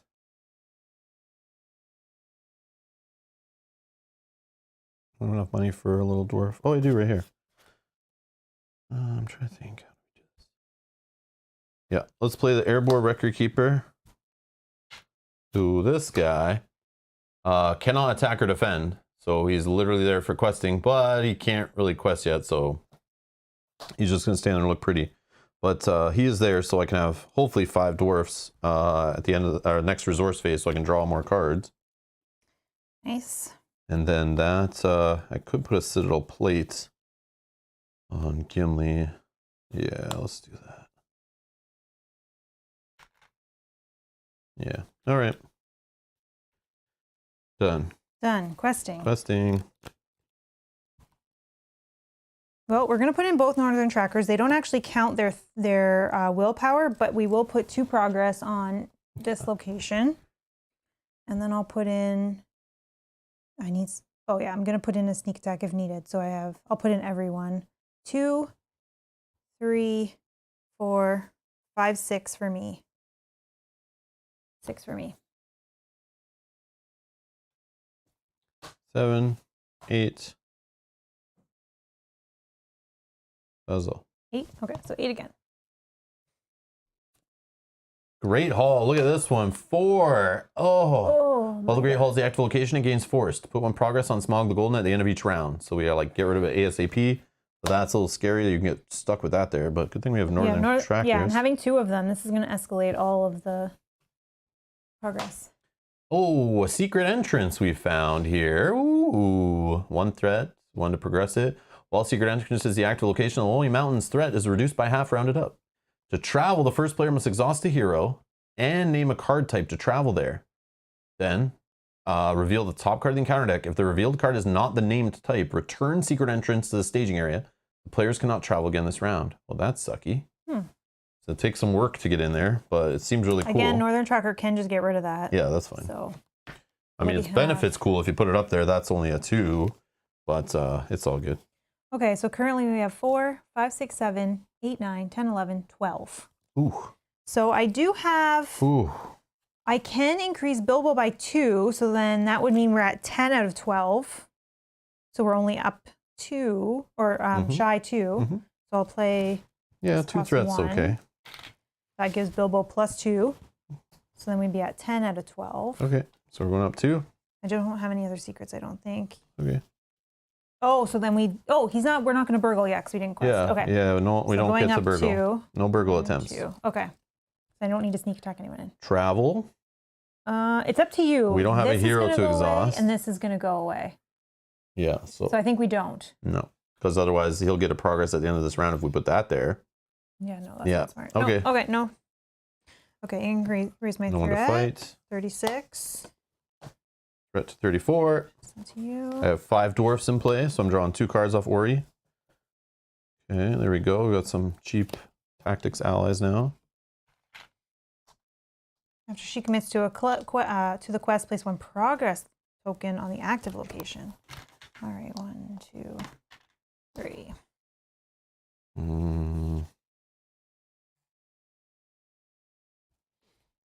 Okay. So I'm going to do some stuff, yeah. I think I am going to... yeah, I'll play the Gondorian Spearman for 2. I guess I should pen it off him. And that is that. Okay. I could play Gandalf just for card draw and maybe to help us quest, but then it's all of his resources, so Burgle Attempt gets a little scary.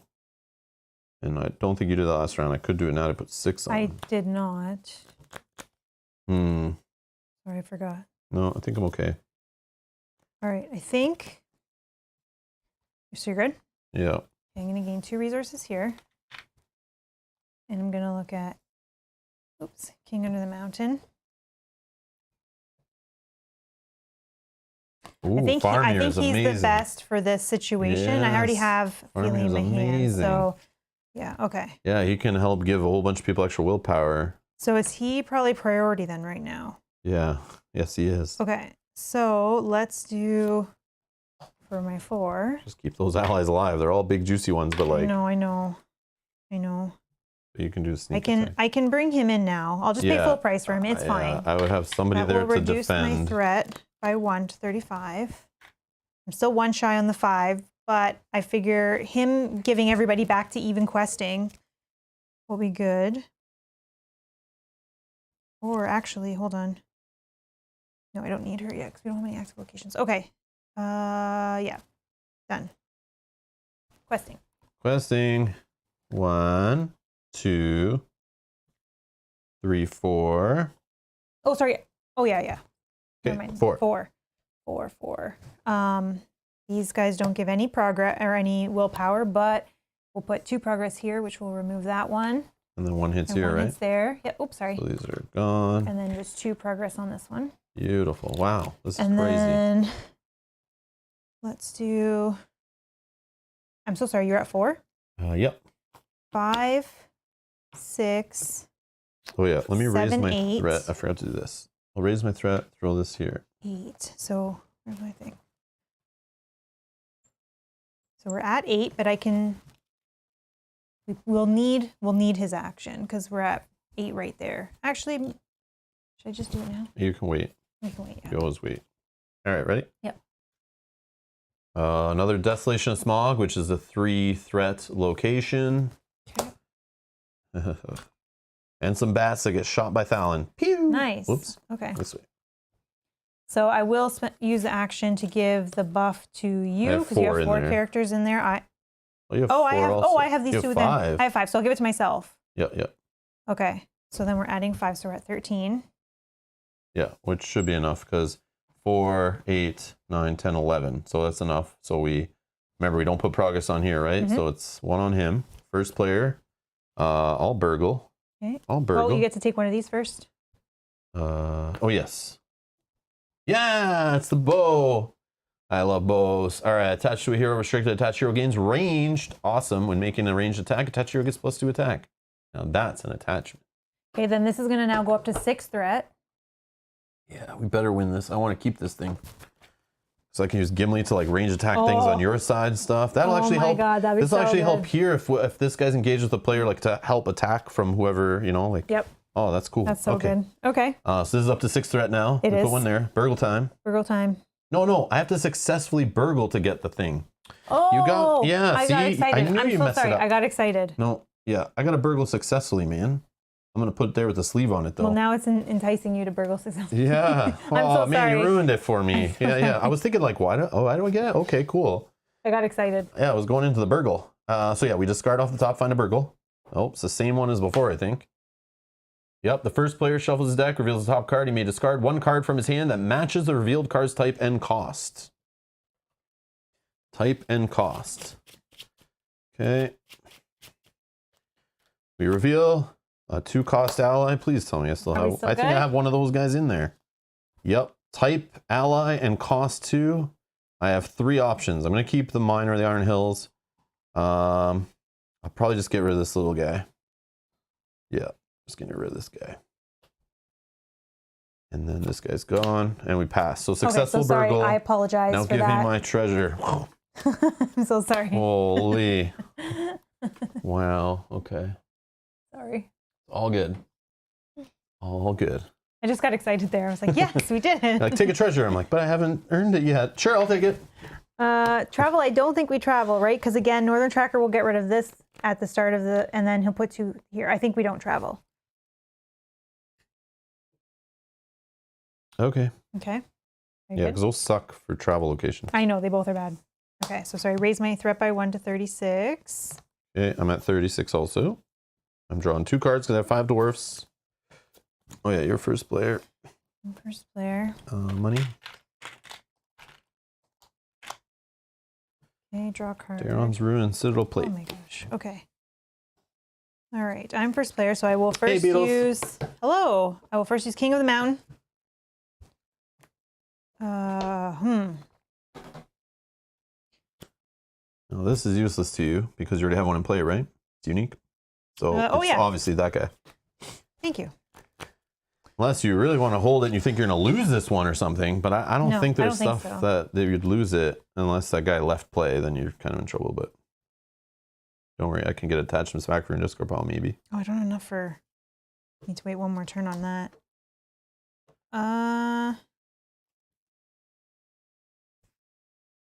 I could just. She's useless right now because it says after she commits to the quest, place 1 progress token on the active location, which we don't have any active locations right now. But she could just be a body in case I get attacked. So let's do that. We're just gonna put her out as a body because I've already played him. And I can't afford. More dwarfs? Where's all your dwarfs? I have them in my hand, but they're purple, and I don't have enough money. I have 2 purple dwarfs. Yeah, because you need to get him making the more money to then start getting more dwarfs. Yeah, we need more allies. I think because I prioritized with what was happening, I prioritized the non-dwarfs, which is fine. Yeah. Still working out. Okay, I'm going to play Daron's Ruins. Draw 2 cards. Defender of Ramas. Defender of Ramas's twin brother. So they're just nice beefy defenders, nice cheap cost defenders from the defenders of, surprise, I bet you'd never guess what starter deck they come from. Defender of Gondor? Whoa! So yeah, so 2 of those. I have to discard a card from hand. I think I'm chucking the Citadel Plate. Okay, then. Carl's saying you reveal the card, you do not discard it. Is it really? Are we doing it wrong? Maybe, you're probably right. Oh, reveals the top card. And it just stays on the top? And then the other one is discarded. Okay, the one from your hand is discarded. So, what did I reveal? You revealed the same card that you got rid of. I'll just shuffle back in like this one I tossed, right? I saw this one. That was it, right? Yeah, you did both. Yeah, okay. So I'll just shuffle these guys back in the deck. Duh. Yeah, we were totally doing that wrong before. We were just like tossing cards. I thought you discard them all. I thought it was worse than it was. Yeah. Yeah, it just says reveal. Well, that's good for information. You know what's coming next. Interesting.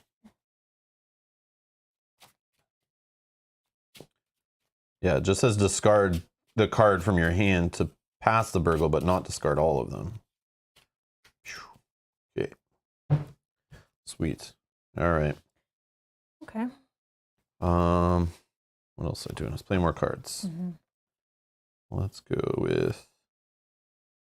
I'm gonna throw a protector of. Oh. Yeah. Protector of Lorien. 1. And then let's just throw out one of these dudes. And there's no enemy. Yep. Okay. Good? Yep. Okay, questing. Yep, quest. Matthew, hello. Hello. Happy St. Patrick's Day. Is it really? Oh, yeah, it's St. Patrick's Day. I forgot. I had no idea. Yeah. I don't pay attention to that stuff. I did not know. COVID's ruined all holidays for me. We never really celebrate anyway. I haven't been I've seen the sun in like 2 years, 3 years maybe. We haven't left our underground bunker in like so long. I forget there's holidays in the world out there and stuff. No, I'm just joking. Yeah, I didn't realize. St. Patrick's Day is not one that I really like.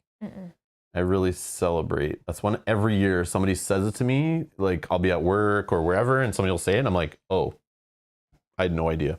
It's because I don't think there's like corporations haven't like completely destroyed that holiday with like just marketing down your face, trying to sell you stuff. So maybe that's why I don't notice. The advertising dollars are not put behind it, but happy St. Patrick's Day, everybody. Yes, happy St. Patrick's Day. It's my aunt's birthday. That's the only reason I even know. Oh. Because she always made a big deal out of it. So I'm supposed to be drinking green beer, not green tea? Yeah, exactly. Damn. Well, I guess green tea is fine too. Okay, well, I'm drinking green tea, and I had no idea. Okay, so I'm going to put both of the northern trackers in. This is going to get rid of this location's going to be 2 progress, and then I'll just move those 2 progress to this one.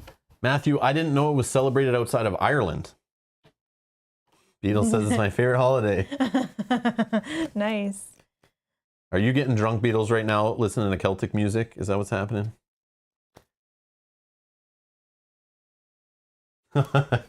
Nice, Kate. Nice. That's usually when I worked in the office, it was the same thing. Somebody would just mention it. I'm like, what? Okay, sure. Or you see someone wearing like a strange shirt or hat or something, and you're like, oh, okay, I forgot. I mean, in my college days, I knew about it a little more often, because it's like, the boys all want to go to the club and, get some beers going. Also, when our daughter the bar, I should say, the bar for that. But yeah. Also, when our daughter was littler, right? If they did stuff at littler? School. Littler, yeah. Littler? Younger. Littler. Mike says if it involves drinking, the U.S. celebrates it. LOL. All right. Cheers to everyone having a beer tonight. If it involves beer, Canadians celebrate it also. Okay, so I'm going to quest for 2, 3, 4, 5, 6. 6. Traditional St. Patrick's Day never involves drinking. Oh, okay. Oh. I didn't know that. So I guess people have influenced that holiday and twisted it and messed it up. All right, so I'll add 1, 2, 2. 2? Okay, so we're at 8. Ooh, I'm a questing machine over here. No, that's okay. I can put in another 1, 2, 3, 4, 5, 6 and if needed. I can pitch cards for Protector of Lorien to add to this guy's willpower. The Great Hall, not only his 4th threat buggers is shown up. Okay. Uh-oh. Pretending to sleep. Surge! When revealed, put 1 progress token on Smaug the Golden. Then spend X Baggins resources to advance to stage 4A. X is the number of progress tokens on Smaug the Golden. We have to do that? 1 progress token on Smaug the Golden, then spend. Oh, spend X resources or advance. Oh, or advance. Okay, sorry, okay. I missed the or. No, that's okay. I didn't too. So we're forced to go to 4A, which I don't even know what that does. I've never seen it before. That could be bad. We do have 6 resources on build. Oh, and we know we go to 4A if we put too many on Smaug, so it's probably really bad. Yeah, so let's not do that. Let's spend 4. I bet it's when he gets mad and he takes off the lake town and goes and destroys it. I bet that's what he does. Oh yeah, well, I bet it really ticks him off. So let's did you put a progress on him? I did. Okay. And let's spend 4 off build. Well, luckily No we problem. haven't been Done. doing anything with that. Yep, done. We are going to need to advance soon, And then though, that will because surge into Bomber.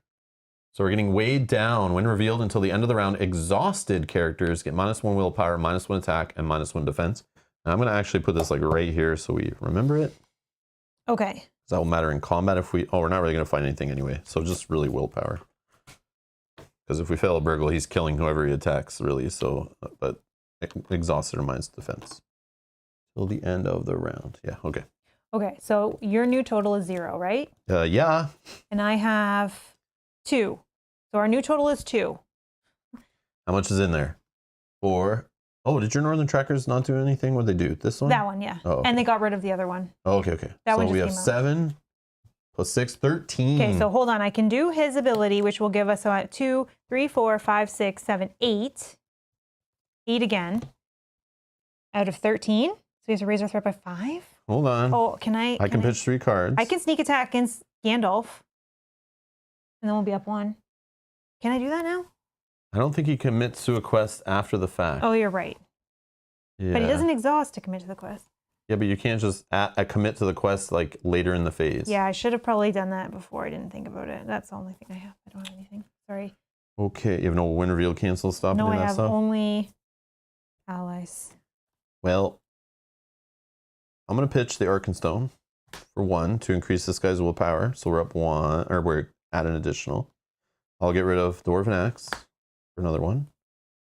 And I will get rid of Defender of Ramas. Actually, I'll get rid of Gandalf. If, Yeah, yeah. I'll get rid of Gandalf. Okay, so 11 out So- of 13 now. So we only have to So reach only by have 2. Yeah.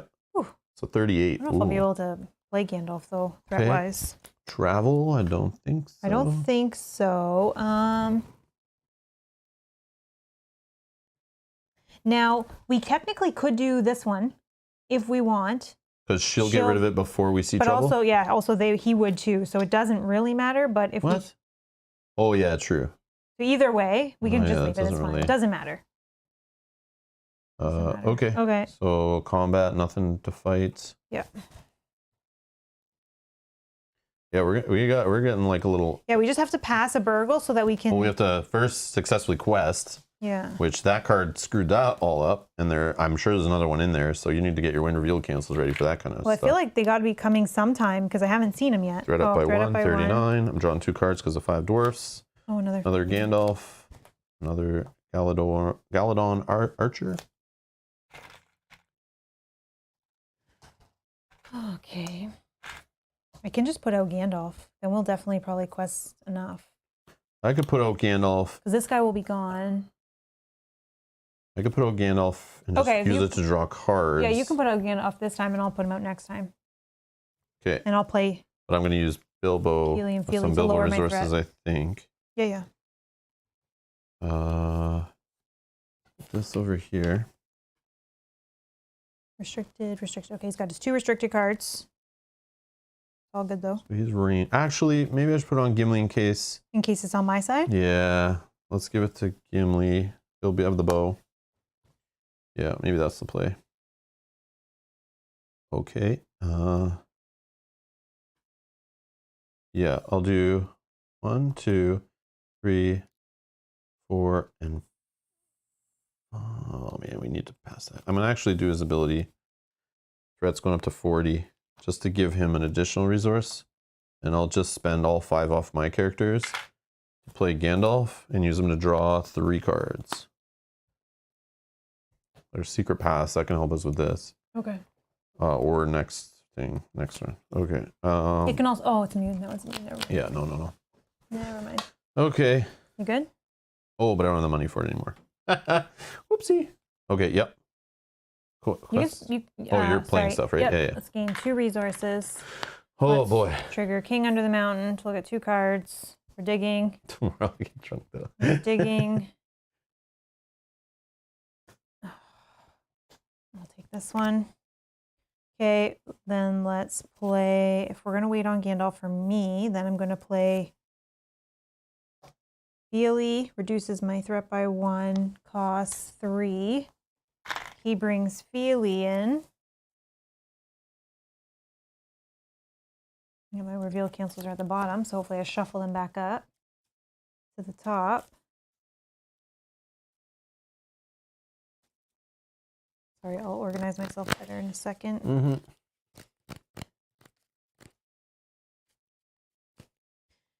Okay, he comes in. 37.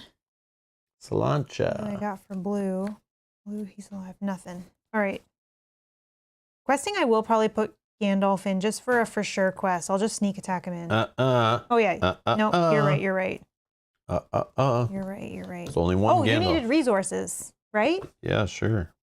Okay, because I can sneak attack him in. No.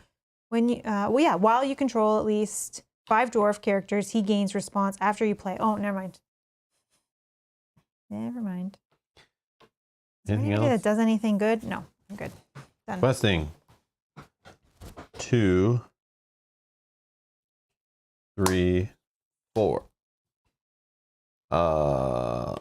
7. Put 7 in on my 7. side.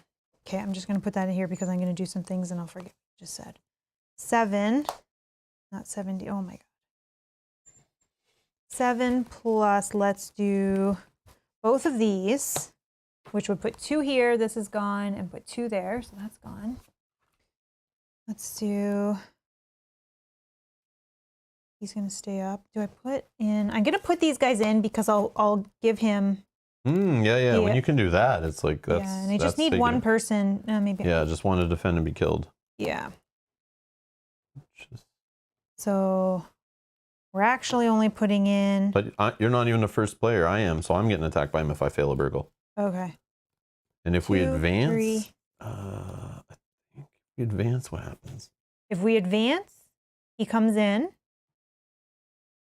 And then we have to deal with him, And then right? we have to deal with him, and he could attack twice. But I have a sentinel Could that attack way more than twice. Oh, he could attack way more than twice. You're right. But I have a sentinel that I can also defend. So 2. So sorry, you had 7, 8, 9, 10, 11. 11 total. Okay. But I can use him to add in some more. Yeah, I had 1, 2, 3, 4, 7. I had 7. 7, yeah. 7, Okay. 8, 9, 10, 11. Yep. And everyone else is just ones. Uh-oh, Surge. Put 1 progress token on Smaug the Golden. No cancels. Oh my god. Oh, we don't have enough resources on him Oh, to... are we going to have to do this? Yeah, whatever stage 4 is, we messed up. We've never Yeah. had this happen before, so this could be bad. So Surge, so... I don't know how this all works. Like, how does this work if we're just advancing right now? Like, are we still in the same stage and everything? Or like in the quest phase? Yeah, so I guess we have a floating Surge. I don't know. Yeah, because if it says game is over, then game is just over. Okay, so advance to stage 4A. I hope this is not bad. When revealed, remove all progress tokens from Smaug the Golden and set them aside out of play. Then add Smaug the Magnificent to the staging area. Oh, this, you don't get him with his little hidden, his bare patch. So we're adding Smaug the Magnificent, which has a standard 6 threat, 8 attack now, 8 defense, 20 health, indestructible, immune to player card effects, cannot leave the staging area except by quest effect, but is considered to be engaged with the first player. Forced, if Smaug the Magnificent is dealt a shadow card with a burgle effect, he makes an additional attack immediately after this one. So he could chain off attacks going crazy. Okay, here's so the thing. we don't get this. So I think the other way you get the bare patch, where you kind of like have a chance to get some information, you know, like his part that's not protected, you know, so we can find his weakness, which will reduce his defense by 3, but we don't even get to add this as staging area, so we have no chance to get that. So then we flip this over. Was there story stuff? Yeah, there was. He issued from the gate. The waters rose in fierce whistling stream, and up he soared, blazing into the air, and settled on the mountaintop in a spout of green and scarlet flame. Okay. And so it's 7 on here. To hunt the whole mountain till he had caught the thief and had torn and trampled him was his one thought. Forced, after placing the 7th progress token on the stage, remove all damage from Smaug the Magnificent and set him aside out of play. Then add Smaug the Golden to the staging area and reset the quest deck to stage 2B.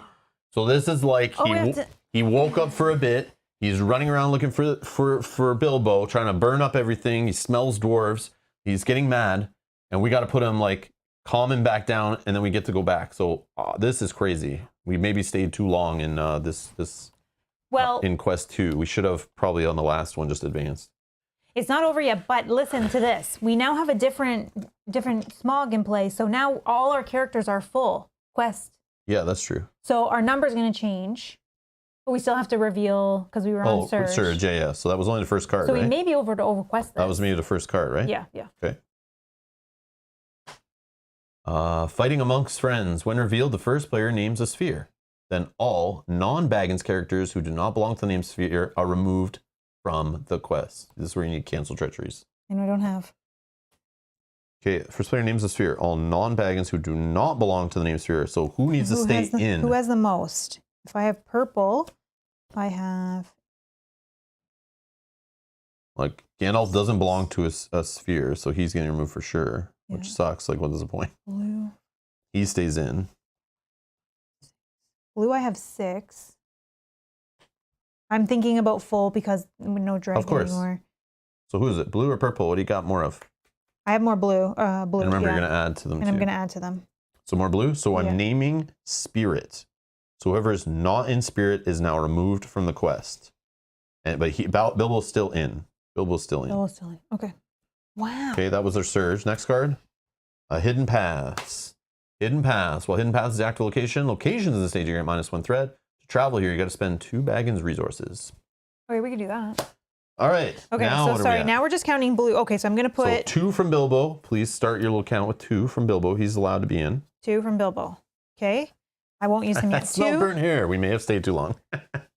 3, 4, 5, 6, 7, 8. So we have 8. Beatles, I love Thunderstone Advance. I always wanted to get Thunderstone Quest, but then just the hype died down on it. I haven't heard about it in a long while. But that is one I was thinking about like last week. I was actually looking to see if it was in stock anywhere.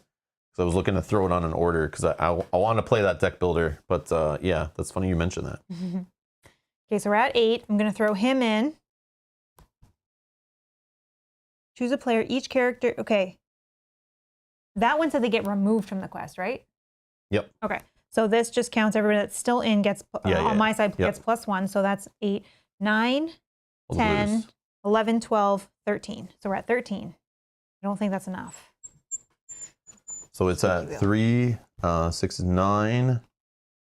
You're not subtracting from anymore, right? Nope. Everyone's so full. 9, actually 10, 13, plus 6 more. Or yeah, 13, 19? 19. Wow. Oh my gosh. I have nothing. Yeah, you need treachery cancels, man. This is crazy. I'm digging even with King of the Mountain. I still can't. Yeah, we're getting wrecked because of you're not canceling any of those key ones. Those are a lot of key ones have been hit by. So our threat, it goes up by 6? Yeah, I think so. Oh, we're in big trouble. I don't have a resource here to, like, I could have turned off 3 of it. But and I can't sneak attack someone in, right? So no, unless they have a, come into play and do something cool. No, I have nothing that will do anything cool. Okay. We're just going up by 6. Okay. I'm at 46. We literally got to end this, like, fast. I'm at 43. I should have lowered my threat with Gandalf. I got greedy with the card draw. And have I lost all my Gandalfs? Yep. Yeah, I think so. So I can play that one of those little dwarfs if I still have one to get him back in my deck, but I don't know. I don't even have those anymore. All right. Okay, So travel. I think we travel to this one. Okay, done. And then. Funny, you thought we would get it done now. That's hilarious. Well, that was before you drew cards after the surge. And before that card that ruined. So this guy's engaged with the first player. Which is you. Okay, but he stays in the staging area. Okay, so I'm going to just defend. He's immune to player card effects. So I'm just going to defend with this guy. He gets a shadow card. It has no burgle effect, thankfully. Oh boy. So he only attacks once. Kills this dude. I now have a resource off of there. Of course. I know I should have saved it. I should have saved it. I didn't know how crazy it was. I didn't think that. Yeah, we've never seen stage 4B before, whatever. Gandalf's gone. Right up by 1. I'm at 44. 47. Yeah. Oh man. That's why you need that threat reduction in your deck to help me out. So I'm gone. All of my threat reduction's gone. Okay, so we have 3 rounds. We're gonna lose. No. Sting. And I'm first, right? You just readied him? I just realized I never got Sting out of my deck with his effect to raise Bilbo's willpower that whole time. So you could have been doing one more. That's okay. No, I've been adding it already. Because I assumed it was already on him because we always have this attached to him every game. Every scenario we've had Sting, it's on him every time right away. From the beginning. Oh, we're all over the place today. I'm just gonna pretend it's on there and like he'll just lose a resource, whatever. Yeah. I messed that up. But I think I have him now, right? Because you were first last time. Okay. So I'm gonna do King Under the Mountain to look at 2 cards. So I need to draw. We'll take him. If I lose somebody, then I have. Okay, I already have that guy in play. Do you need money? I haven't even collected my own money yet. I'm still like thrown off by this crazy bananas that's been happening. Like we're all over the place here. Yeah, like I could always use money. Okay, so I can play Glowing. Oh yeah, because we can 3. quest the normal guys now. Yeah, I can put out more guys. You can gain 2 resources. A hero can add 2 resources to their pool. Done, right here. Okay, we're gonna add. I'm gonna play Gandalf. I don't know how long I can keep him in play. 1, 2, 3, 4, 5. I don't know how long I can keep him in play. Doesn't exhaust a quest. Yeah. Yeah, we need to push, man. Push, push, know. push. Yep. Done. Okay. All right. I'm going to play Legacy of Durin. 1. Oh, I should have gave you that. I just drew it, but so you can draw more. But okay. So after I play a dwarf character, I can draw I didn't a card. do this. Sorry. Let me just do this. I don't think I need, but Your first player, so it's all the burgles, all you. Make sure you have a ton of stuff. I have lots of cards in hand, varying Okay. costs, and I just don't have any attachments. But All right. So I'm gonna play a dwarf. No attachments. Do you have any in your discard pile you can put back in hand that are useful? Steward of Gondor. What's the cost of All my unexpected attachments are cards? 2. Okay, take that one back. Yeah, use this guy. Take it back, and then I draw a card off of. Can we even? We can't even burgle. Not yet. We have to get But back we have to get 2. back. Yeah, we have to get back. Oh we my have God. to get back. Yeah, we have to get back. Horn of Gondor. So how do we get back? We just have to. We have to like We have to get quest like a 7. bananas like quest. Okay, this is gonna be gone, Yeah, yeah. and this can be gone. But this is helping us right now, and Yeah, that's so I not probably gone just yet. won't trigger that. Yeah, you don't want to do that. Yeah. Oh, did we spend 2 Yeah. resources to travel there? Okay. I think. I don't know. We did. I don't know if we We're messing up big time here. Oh man, we're falling apart. We may have though. I may have done it, That's okay. or you Well, would have done it. So I don't know. So you might want to do this to get him an extra, so your burgle attempt has a like. Well, I don't have to do that right now. Okay, but if we can do it, then I can do it. Then you can. Yeah, but I'm you not going to can't do it. But think about the money. Like, is it worth it now? Because you'll miss the chance. Like, if you can have 4 on him, even better. Yeah, but So if I take him, he gains 1. You get him back. He gains another.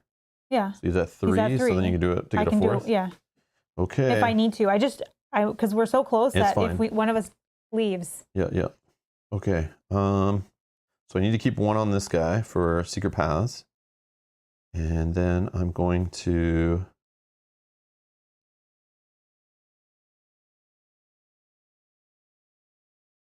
I don't want to do this.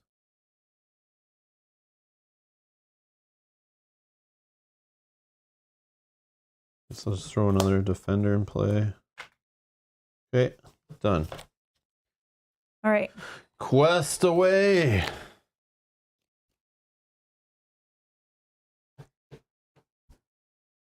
Okay, so 3, 4, 5, 6, Oh, 7. did you lower your threat when you played your dwarf? Carl says. Likely no. So I wish I could lower okay. my threat when I played a dwarf. Likely I did 47. not. Oh, sorry. I'm gonna put these guys in to put 2 progress here. Okay. To get rid of this one. Yeah. Okay, so 3, 4, 5, 6, 7, 7, 8, 9, 10, 14. He doesn't exhaust. 14, 15, 16, 17. 17 I'll put in.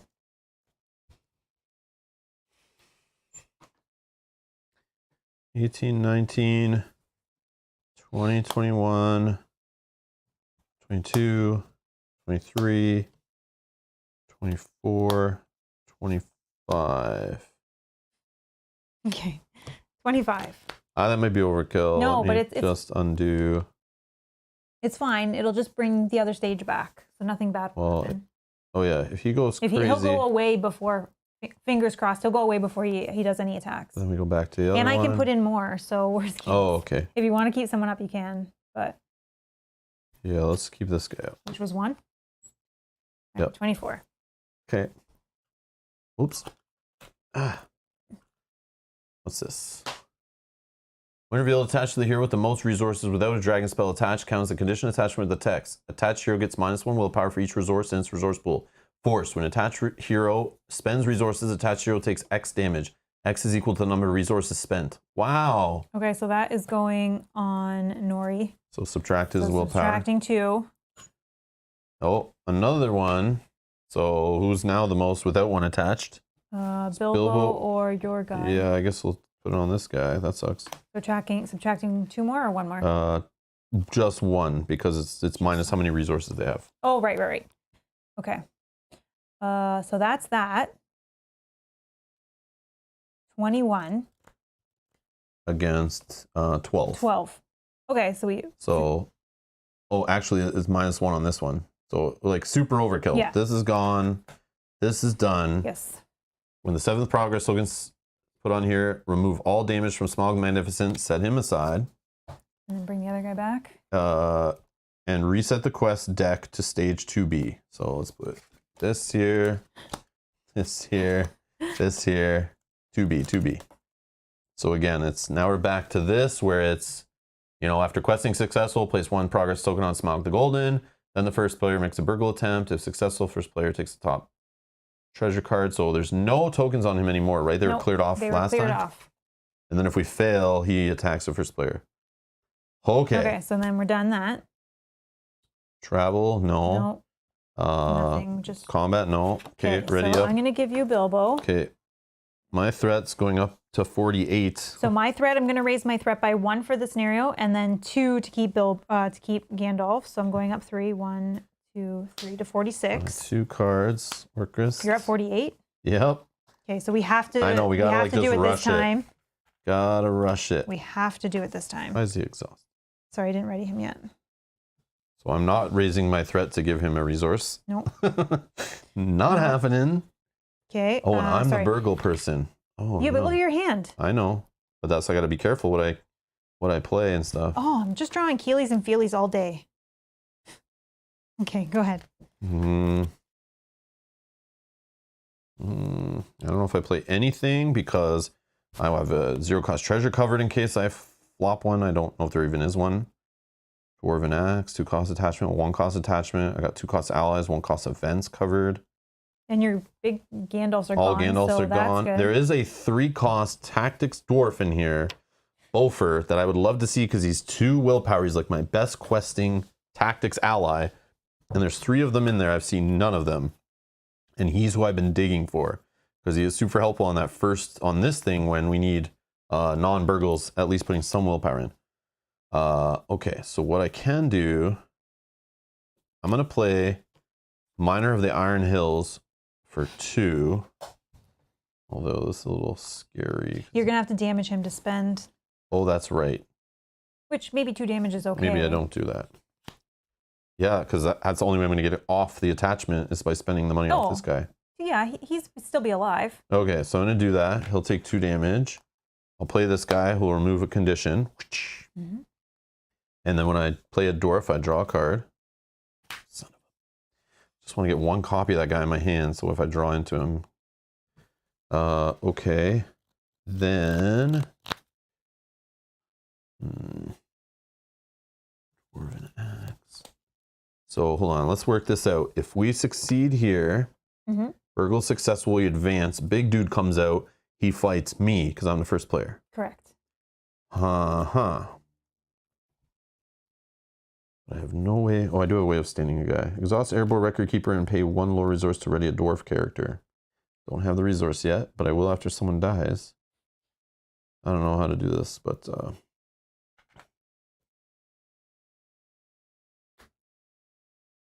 have a ranged hero? No, right? But I have a sentinel. So I can defend for you, so then you have guys to... Oh, I can't even attach it to this guy. No. Let's just hold. Didn't I have 2 attached to him? I don't know. Oh, maybe you took it back. Yeah, I did. Yeah, okay. Yeah, it was this bow. Okay. All right. I could put another ally into play. Yeah, let's put an ally into play. Okay. Good? No, but sure. Oh, sorry. Okay. I'm done. going to do King Under the Mountain till I get 2 cards. Yeah, that win reveal cancel? Yes. We need that. So he'll have to take damage, but that's fine at this point. Then I will, I'll give him more resources. If I can get rid of the attachment. I just don't have it. I have 2 more. That's okay. I have 2 more of that guy in my deck, but I have not seen him. Can't play anything out of my hand because everything I have in my hand is in play. So, because I put 3 copies of everything. I think I'm good. Okay. Okay. Ready? Questing? Questing. Let me reset my dial here. All right. And now everybody's one again, or -1 again. 1, 2, 3, 4. That's all. Okay, you're putting in 4. Ooh. Sorry. 4. Okay, I'm gonna put these guys in because of Faramir. So they're nothing. Gandalf doesn't exhaust, so we're at 8. It's 3, right? Yeah, dude? Oh yeah, Non-Burgle. 3. Only So 3. sorry, we're at 7. Can't put him in 7. 8, 9, 10, 11. 11. So I'm putting in 11. I'm putting extra characters because of Faramir. So they don't count right now, but they will. Desolation of Smaug, which is a 3-threat location. Oh, what's this one? Horsey Time, Western Slopes, 2-threat. 5 to progress through it. Mountain response, when Western Slopes leaves play as an explored location, choose 1. The first player draws 2 cards, or removes 1 progress from the Smaug the Golden. Well, I don't think we really have seen this ever work before. I think I've seen that once, but man, we don't usually see this one. There must be only like 1 of that in there. 6, 7, 8, 9, 10, 11. So I need to just do this. Yeah, we're just trying to up by 1. Yeah, and we're successful. Okay, I don't need to pitch cards. No. Okay. So that will put a progress on Smaug the Golden. Okay. First player, I'm gonna burgle. Good luck. It's the bats. They're no burgling. Oh, there's 2. Western Slopes. It does have a burgle. Horsey location, burgle time. What does this one say? Please be nice. Burgle. The first player shuffles his deck and reveals the top card. He may discard 2 cards from his hand that matches the revealed card sphere. 2. But that's okay, If it's a 2. unless it's treasure or something weird. Oh, sphere. Okay. Yeah, sphere. So that's good. That's not the worst. Here we go. Sphere. What sphere are we looking for? Tactics? Tactics or lore, and I think I'm good because let me check my hand. Yeah, I got. Oh, I don't have 2 lore cards. So it has to be tactics. And we only have 1 shot. Okay. Oh, this is so bad. It better be that little 3-cost guy, Ofer, that I'm looking for. If he shows up now, he saves the day. I'm fine with that. I'm not mad at him, but that guy is key for this scenario, I feel. Yeah, because we need to advance now or we're in huge trouble. Like we won't make it another round. Here we go. Okay, I'm gonna cut it up. All right, here we go. First top card reveal. It's lore. Okay. So unfortunately, this should work out. I'm going to spend 2 resources off Bilbo to use the Lonely Mountain effect to take this card to hand and reveal the next one. Okay. All right. So now because I took that card to hand, still not a tactics card. That's crazy. So I have to get rid of Secret Paths and this guy. They match the sphere. I'll discard these. And this goes back to the top of my deck, which is our little condition removal buddy. Oh, nice. Okay, then I can get this back. All right. Done. So we successfully burgled. Oh, yes. Something good. More loot, please. What's this? Mithril shirt. Attached to Bilbo. Attached hero gains +1 defense, +1 hit point. Hey, +1 hit point? An extra hit point on Bilbo Huge. is a good thing. I wish we had huge. that. Okay. Wish we had that 5 scenarios ago. Okay. That's good. I don't know if these all won't go on my deck. I think we can divide them up at the end of the scenario if we do succeed, but I'm just going to sleeve it so I'm not messing around with it. It's all good. I don't mistake in it for a card not in my hand. So okay, now we may advance to stage 3. Yes, please. Yes, please. Yes. So we're going to stage 3 this time. They debated long on what was to be done, but they could think of no way of getting rid of Smaug, which had always been a weak point in their plans, as Bilbo felt inclined to point out. When revealed, set Smaug the Golden aside out of play, and add Smaug the Magnificent and the Bare Patch to the staging area. Oh yeah, then we'll flip this. Players cannot defeat the stage while Smaug the Magnificent is in play, forced if the total number of progress on the stage is greater than the total remaining hit points on Smaug the Magnificent. Remove Smaug the Magnificent from play. If the players defeat the stage, they have won the game and discovered any treasure successfully burgled from the Lonely Mountain. Okay, so we remove the other Smaug. You did that. I did that. He still Okay, has his token on him. So we have the one we just saw in stage 4 is back again. So the one that hits for 8, 6 threat. But now our threat's not reduced because he's not X threat or whatever. And then we have a bear patch. So while attached, Smaug the Magnificent gets -3 defense. Response: after the player's quest successfully, the first player makes a burgle attempt. If successful, attach a bear patch to Smaug the Magnificent. Okay. We're adding these to the staging area. Okay. So I don't think we travel, right? Because we don't want to put any extra here. Yeah, because this location's only adding 2 when it's in the staging area, but it adds like 5 buffer. Yeah. Which is like nice to draw cards or whatever, but I think it's better in the staging area. Yeah, so I think we don't travel. And I just lost that secret paths I have, which would have been super sick right here. I know. Maybe I'll get another Northern Tracker. Or do I already have one? So now we're going to combat, which this guy's attacking the first player. That's right there. Yeah. Okay, I'm going to do my shadow card. I'm going to defend with...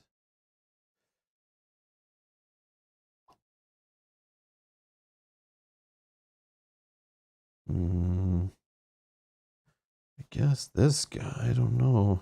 He has 0 willpower, and the next one we will need willpower next round. Yeah, because there's no way none of these will survive. Yeah. But I'm trying to leave attack readied so I can hit him back, but I don't think I'm getting over 8 anyway. No, I think we'll wait till next turn. 2, 3, 4, 5, 6, 7. I rated up a guy, but I can't. Okay, so anyways, we'll just let this guy get toasted. And that gives me a lower resource. Whoops. Oh yeah, I gotta see. No shadow effect. Oh, okay. And no burgle, no burgle. Yeah, no burgle. Yeah, there's no burgle effect on this one, so it doesn't cause him to attack immediately after, which he can get in like a crazy chain of attacks. Oh, and did this go up to 8? No, That but it needs was to be 8 after. Oh, do you have another black one? Yep. It was after you we quested successfully, anyways. Okay. Okay. Ready up. Yep. That's first player. Raising threat. I'm at 49. Okay, if I keep Gandalf, I'm at also at 49. I think 49. You do. Like this is we gotta do it here. Or I'm out. Okay, so here's the problem. You have to overquest so that I can keep all my guys readied. Why? No, no, no. Because how am I gonna attack? Oh wait, we can win by questing. Sorry. Brain fart. Oh, I think I've been not collecting enough resources. Just give him too much. That's fine. Draw a card. Oh, here's another when revealed cancel. So I have 2 of them now. So I don't think I'm playing anything. Yeah, I'm not playing anything. We don't need a burgle anymore, so who cares what you hold in your hand? Put it all in. Everything I have is in play, and I can't play it again. So I'm gonna play. So I have range attackers, like I could help. Yeah, keep all your range attackers. But if we quest successfully, we can attach this to him. But hopefully we quest enough to do 21 progress, because then the difference is higher than his remaining hit points of 20. Oh, so I can't afford him, but I can sneak attack him in questing to get 2 more. Or 3 more if I use Faramir. So If you use Brock? Yeah. Okay. I'll just put everything I have. That's all I can do. He's in, this is in, this is in, this is in, this is in, and he's in. Yeah. He's immune to player card effects, so I can't snipe him with my archers, unfortunately. Because normally when they come into play, they deal 1 damage to an enemy not engaged with you, which would be nice, but I just put them in here for cheap weenies to die, so they're from the Elves starter deck, I assume. Okay, questing. Okay, put 2 progress here. And Quest like you never quested before. I know, yes. right? Oh, I need to leave him standing. Oh, he doesn't exhaust. Okay, so 1, 2, 3, 4, 5, 6, 7, 8, 9. What are you adding this guy's in for? Oh, did I? Yeah, you're 1, tapping 2, his card. 3, 4, 5, 6, 7, 8, 9, 10, 11, 12, 13, 14, 15, 16. Nope. He doesn't, because he's got this attachment. Slowly, I forgot. Mel. Don't rush it. I know. I'm slowly. 1, We 2, gotta be perfect 3, here. We've already 4, messed up too many 5, things. 6, 7, 8, 9, 10, 11, 12, 13, 14, 15, 16, 17, 18, 19. If you mess up, we get eaten by a dragon. So 19. please take your time. I know, because we're both at 49 damage or threat. So there's no more rounds for us. So the problem is, I don't think we're making it here because it's 8, so 14 plus another 5. That's 21 right there. Yeah, you put all in. I'm going to put him in. I'm at 19. Okay. I put him in. All right, we'll see. I'll believe you. And I could throw cards away for 3 more, but I know the times we beat. I'm going to sneak attack Brock in, so it's for 2 more. Yeah, please. So. Okay.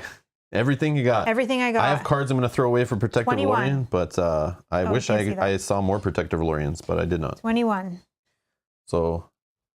Oh, yeah. No. Okay, ready? Yeah, 21. So 2 more is 23, 24, 25, 26, 27, 28, 29. 29. Okay, but I'm going to use him. I know. And that'll give us another lot. Okay. Another lot? Okay. Another a lot? Another a lot. Some more a lot? Yeah. Oh, I have a cancel. Hold on. Winterfield. What's this? Each player discards 2 random cards from hand until the end of the phase. Each dragon enemy in play gets +1 threat for each event discarded by this effect. No, I'll just cancel You're canceling. Do you have another cancel? I do. Okay. And then he takes the damage because I spent 1 resource. Yeah, I have another one. Okay, because like they're worse in there than that. I know. And do I even have any events in hand? So I would add 0 to him. Well, I have 3 events. 2 of them being those so that could be cancels. more threat. Okay. You just basically stop like possibly 2 threat.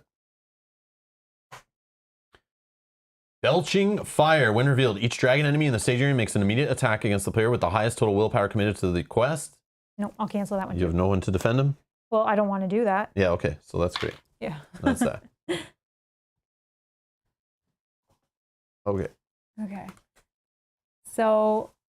Yeah, like I would take. Oh, you can take that if you want. Well, there's no. Oh, I would just defend with this guy for you, and then he would die. But then again, shadow card. Oh no, you don't deal shadow card for it. I don't think we need to. It's fine. Okay, just I had throwing it to out cancel there. anyways. So we have a backup. All right, so now I'm gonna put him in to give on my side. But you think for sure we're gonna do this? Because if not, I won't even be alive next round anyways. Either will I. This is it. Oh, We're both at 49. Yeah, this is it. Whoa, this is epic. Okay, so I'm going to use his ability now to give +1 to all my characters that are committing to the quest. So we're at 29, 30, 31, 32, 33, 34, 35, 36, 37, 38, 39, 40, 41. 41 we're questing for. Do we have it, do you think? And then you can still discard, what, 3 cards? Yep. Okay. No, we already did that. We just have to add. Oh. Like, what is going on? So total is 41. We're at 41? Yeah. So we're taking away 8 plus 6 is 14, plus 3 more is 17, 2 more is 19. Well, we have 21, so that's... So or we 41. need 21. We're taking 19 away from 41. That leaves us with 22. Yeah. So we win. We did it. And you didn't have to throw cards away. I'm still doing it. I don't care about a Mithril shirt. I don't care about a Dwarven axe or a Horn of Gondor. All right, so this says yes. If the total progress on the stage is greater than the total remaining hit points on Smaug the Magnificent, remove Smaug from play. So technically we have... We have 22 on there. Whatever. 22. I don't think there's enough. No, I'll just do digits. Oh. 22. Right? Yep. 22. And then he gets removed from play.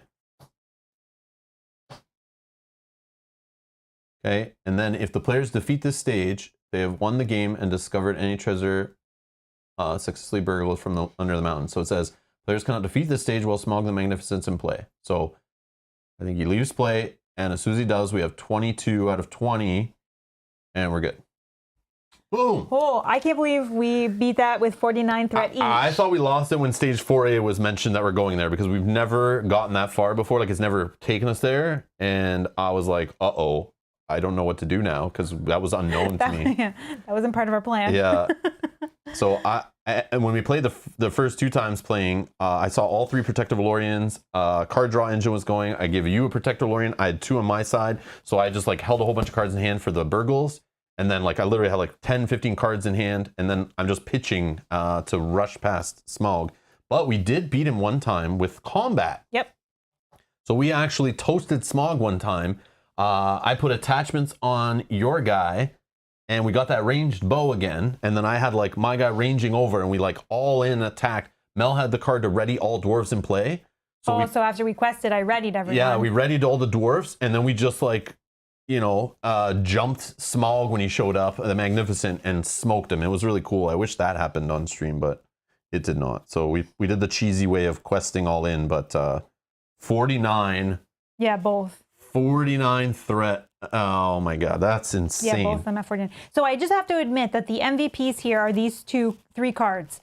2 Northern Trackers, MVP, they kept some of as well as Faramir. Yeah, Faramir's like awesome being able for this quest. to help with the offset of the minus. So let's see who didn't show up. Yeah, there's the Protector of Lorien. Another Secret Paths would be nice. Yeah, where's Beaufort? Beaufort was my dude. Where were you, buddy? Yeah, Beaufort's just Unexpected chilling. Courages were all there. That would have been nice. Yeah, this is the one that I had that readies all dwarfs. Yeah, that's like which was like so good. That's the kill. I was like digging for it. Yeah, that's the kill Smaug card. 3 of them in here. Do you? Yeah. Oh, maybe I only have 2. There's another one. Maybe I only have 2. Yeah. Cool beans. Wow. Wow. That was epic. That was epic. That was epic. I thought we were done. For all, yes. Oh my god. Down by 2. 1 second on the clock, and Mel hits a 3-point shot. Nicely done, Mel. Hey, Dan. Hey. I will delete Saturday's stream. If you tick me off, my friend, Saturday's stream goes bye-bye. No, I'm just joking. He may not have seen it yet. I know. I want to see. I didn't see if he said anything. He didn't. Dan, you're going to want to go check the upcoming streams at youtube.com/Rob's Gaming Table. But of course, you know that URL because you are the marketing manager. So he already knows just once you say Saturday stream. I'm sure he knows. Yeah, Mel told me, I apologize. Yes. That's right. If you want your birthday gift, you better be nice to me just for a couple days. No, I'm just joking. just until Saturday. Oh, you saw it? Nice. Nice. I hope you can make it. Yeah. Yeah, Dan, we were trying to figure out what game to play on Saturday. We were figuring out a bunch of games. We started learning one, and then this package showed up, and then Mel explained to me the whole deal behind it, and I was like, this guy, like, luckily I wasn't too deep into the other game. I was willing to, like, change gears, and so we'll play it on Saturday. Well, it's because I wasn't allowed to tell you about it until it came. But it's fine. I think we should be fine with Nemesis, like, starting to learn that, or getting back to learning that, too, after, amongst other things, but yeah. So I figured it's for you. I'll put it on Saturday. Normally I'd be like, screw this guy. I have other games that people sent me like last year that I still haven't got to. I feel bad, but it's like, yeah, it's Dan. So I already reserved my space in line. Nice. That's awesome. But yeah. But again, I never promise to play anything anyone sends me, but this little trickery you've done, I don't even know if I want to like explain what happened. I'll do it on Saturday, I guess. Yeah, we can explain on Saturday. I don't want anyone to get any ideas that this becomes a regular thing. Stressing me out. All right, anyways. But I know that's the intent, I think. Oh boy. Well, that was cool. That was way more epic than our first 2 practice plays with this thing were, because we kind of like things just kind of worked out. But this one, man, this game, like even playing the same scenario with roughly the same decks, that was a different outcome. That's cool though. I thought this one would be worse. I actually like this one, this scenario. I like what it's doing. I like the way the theme's attached to it. I remember, I think it was Chad was here last week, right? And was saying that when we told him it was a Lonely Mountain, we explained it was the one with the burgles. He was like, oh, that's like the worst one. It's not as bad as the Riddle one. Yeah, the Riddle one was worse in my opinion as well. But it also, I could be wrong because we played with some of the cards from the starter decks now in our card pool. So we were able to put more cards of similar cost, and I was able to jam more allies in that were cheaper, that were all the same cost line. When you just have the revised core set, it is hard when you only have like 2 spheres in your deck to get all similar costed cards or types in your deck. It's hard to make a Riddle/Burgle deck. But once you add in like just some cards from the Dwarf deck, some from the Elf deck, into our deck list, we're able to. It just seemed easier, and I'm sure if we took these decks back into the Riddle one, it probably would have gone better too. But I don't know though if the cards I added would fit with the Riddle mechanic. I might have to adjust still, right? Because that's the same thing. Well, they might be the same sphere, but they may not be the cost. I don't know, but you still have more options to build a deck that's more streamlined. Like Either way, I still think this one is better. Carl's saying, see you in the Battle of 5 Armies, best quest in the Hobbit Saga. Yeah, that is what Chad was saying. Remember, Chad was like, the next one is the best one. Carl's saying it too. It better be worth it, or I will never play this game again. No, I'm just joking. I'm looking forward to it. Same. Also, I just want to shout out here Randall that says, new to the channel, I'm really loving your content. Mel and speed paints inspired me to get back into Journeys in Middle-earth. Nice. Lots of painting to do this weekend. Nice. Awesome. I was just outside this afternoon. Yes. The temperature rised up enough that I was outside priming miniatures today, actually, for another game Mel needs to start painting, and maybe we'll do Which some of it on I can stream. I can do on stream. There's lots of minis for that one, so I can do them on stream, I think. So yeah, so we did the whole Zenithal priming, and she's going to try speed paints on the Zenithal prime stuff and see how that works out. And yeah. Do you want to say what game it was or not yet? No, it's okay. We'll just wait. We'll just wait till the videos or the stream show up. But it was a lot of minis, like There's a lot. a lot of minis, yeah. It was a lot for just like a base game. Yeah, I think that's the most that I've ever painted for one game. Yeah, maybe you feel that Street Masters had more minis in the base game, just not as big of minis, but like more quantity. Remember all those like factions? Every faction had like a boss, and then there's all these factions. Maybe. I don't know. I felt that one took you like a long time. It was like it's so many. This one for just a base game. Yeah, this one I'm going to use speed paint, so. 1 degree Celsius equals warming trend, yeah. No, it was like 18 degrees here today. It was 18 degrees Celsius. Yeah, it was beautiful. It Windows got open. Yeah, it was nice. Yeah. Oh, Randall says, nice. Those paint streams are so chill. Love them. Okay. Yeah. The last couple weeks I have not because we've been trying to learn other games with Kyle. So and you have Rob and I are some evening course stuff and whatever. She got a little busy with work too. So. Yeah, I'm doing a course as well. And then Kyle's been coming over to learn games on Tuesdays. So we're kind of prepping on the Monday. So but we'll get back to them.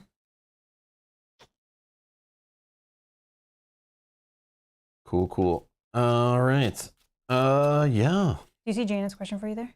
No. What are your thoughts on purchasing the Saga boxes? Wait for possible revised or buy now? So here's the thing, Janet. Like the Saga boxes are what everyone was kind of recommending. I saw online experienced players were recommending the Saga boxes for players who are looking for something after the revised core set. Because if they're going to re-release those, they're not going to add campaign mode because they already have a campaign mode. So I think those would be like the more safer product, but the most recommended product, like I'm always looking, I've been looking ever since the revised core set was like announced, the most recommended first product people were saying to buy until now, I guess, when we've have that new product announced today, is the Black Riders Saga box. So that's when they added the normal campaign mode that we were used to in the revised core set.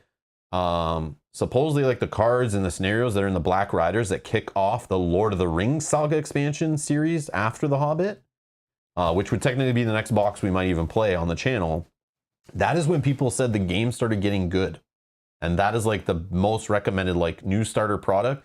Because thematically, you're playing through scenarios from the movies / books of Lord of the Rings. That's like what drew us all into these games and all into this lore. And that's what got all this fantasy stuff going crazy is Lord of the Rings, right? That story, those books, right? So it's like to be able to play through those scenarios like exactly like they are in the books and have all those characters and the hobbits and everything and some of the mechanics in there, supposedly are really clever.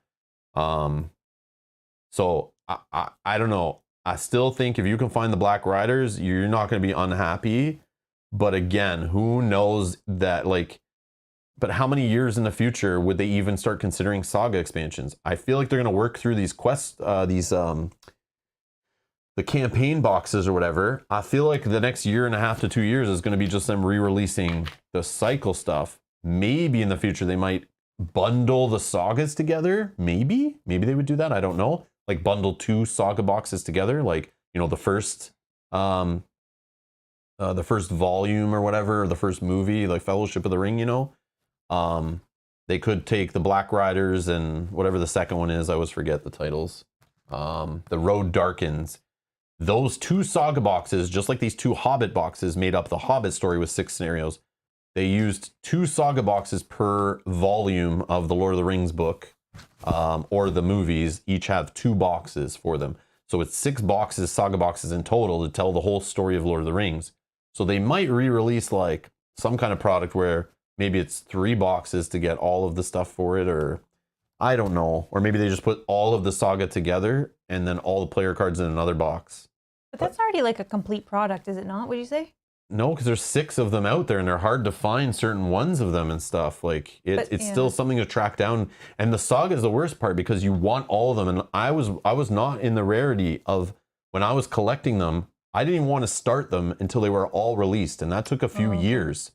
So people were like, I don't even want to start playing these until I have all the cards for them, and I know I can play them all like week after week or a bunch of them in the same day or whatever, you know. Okay. So they'd be better in their own product, so people didn't have to hunt down the individual boxes.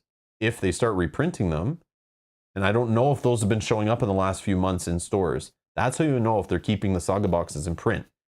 If you see a restock happen on them, then you know. So keep an eye at your local store, because then you know they're still printing it. But that's up to you. Like, I don't know. I'm not sure, but they are the best product. Like, everyone loves the saga expansions from the Black Riders, Road Darkens, Treason of Saruman, Land of Shadow, Flame of the West, and the Mountain of Fire.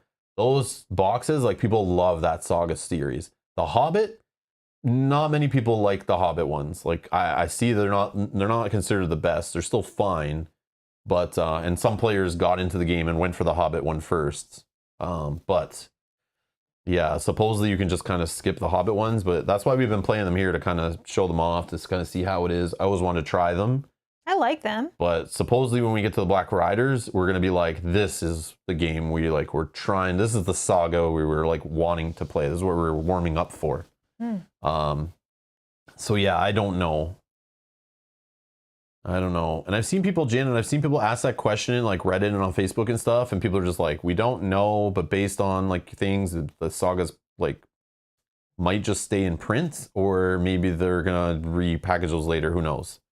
Another thing is Gen Con. Yes, we're in March right now, but you already got to start thinking about Gen Con, where Fantasy Flight Games will be saving up some announcements and surprises and stuff. So they're going to have a Lord of the Rings LCG announcement there, I'm sure. Maybe it's just announcing the next box or the next product, but they'll announce if it's been doing well, probably, or not, or whatever. They might, kind of say we're just going to stop with it if it's not selling, if people aren't buying it.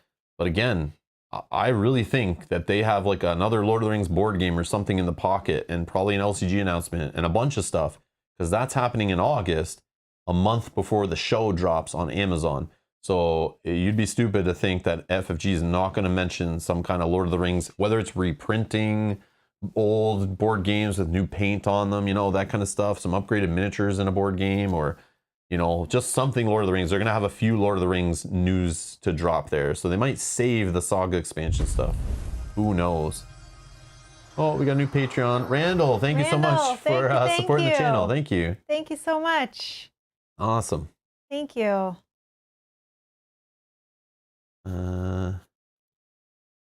And Daniel says, yes, Daniel, I agree. Also, Canada sucks for getting LOTR LCG packs. I agree. I don't think Daniel was here when we were talking about that at the beginning. Oh, yes. Daniel, I was going off at the beginning about that. Yeah, we still don't even have the starter decks. We're getting screwed still. Yeah. I've been getting screwed for 10 years in this game, buying product. Oh, yeah, and Randall, I think we did talk about that too, that maybe they'll announce the, like a Journeys to Middle-earth minis expansion, right? Oh, maybe. Because that would be about the time. Yeah. Yeah, you're right. That's Randall. That's a good call. Yep. And I'd be down for that. Also, Daniel, I saw your question there. Now that the game is done. This game that we're playing. Ever look into Shadow of Brimstone? Maybe. Maybe I know a little bit about it. We'll talk about it later. Stay tuned. Stay tuned. You might see that game pop up in a poll in the future when Mel and I are trying to figure out which campaign game to go into next. Just saying, just saying. Assuming that is a campaign game. There's campaigns in there. Yeah, I believe it is. I know it's a dungeon crawler. I'm pretty sure even the base box comes with a campaign that you can play it, or you can play it standalone. But again.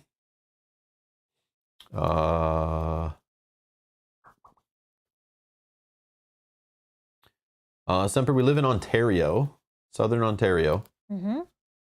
That helps you understand where we're at. Yeah, Daniel. Because you say Ontario, and it's like, man, we could be like anywhere 14 hours north of where we are, and still be in Ontario. Yeah. Only the movies were worse. The movies were awesome. Yeah, I enjoyed them. And Emmy says the last two Lord of the Rings Saga boxes are tough, which I've heard.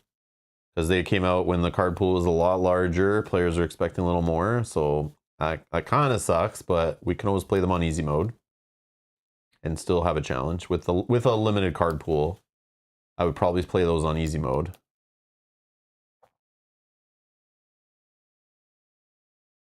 Oh, Mike, I saw you say that earlier, I think. Mike says, Miniature Market has a bunch of Lord of the Rings LCG stuff, some labeled as new arrival for what it's worth. Okay. So maybe distributors are clearing out stuff. Maybe they gave them some stuff for cheap, or maybe FFG's reprinting some of it.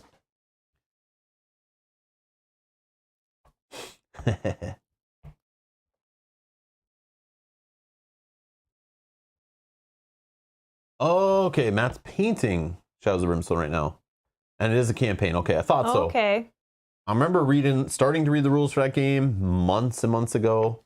And then other games showed up and I got derailed. So yeah, but that's not a high priority one for me, but yeah, and I think it got pushed back in the painting quite a few times. Yeah, Mel's been painting that one for a while, a little bit here and there, but again, it's never come up as like, all right, I gotta play that. This next, yeah, or like something. I gotta play that now. There's always something that's just like more enticing to me to play, or a publisher sends a game, or somebody sends a game, or I'm just in the mood for something else. But yeah, but that's what Rob's gaming table has always been about. It's I put on my table what I want to put on my table, and I want to show off what I think is cool, not what I'm being told is cool. So that's why you'll see games like this game that are old games and games from 2018, 2014. Is that doing that there? No, I don't think so. Yeah, that's weird. So yeah, so I do whatever. Yeah, it's just the screen, I think. That's weird. That's weird.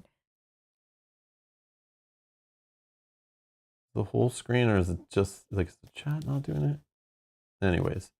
But yeah, we just play what we want to play and whatever. No, okay, it's just that.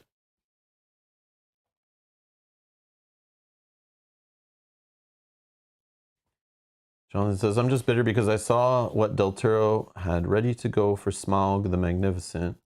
The man knows his monsters. That's all I'm saying.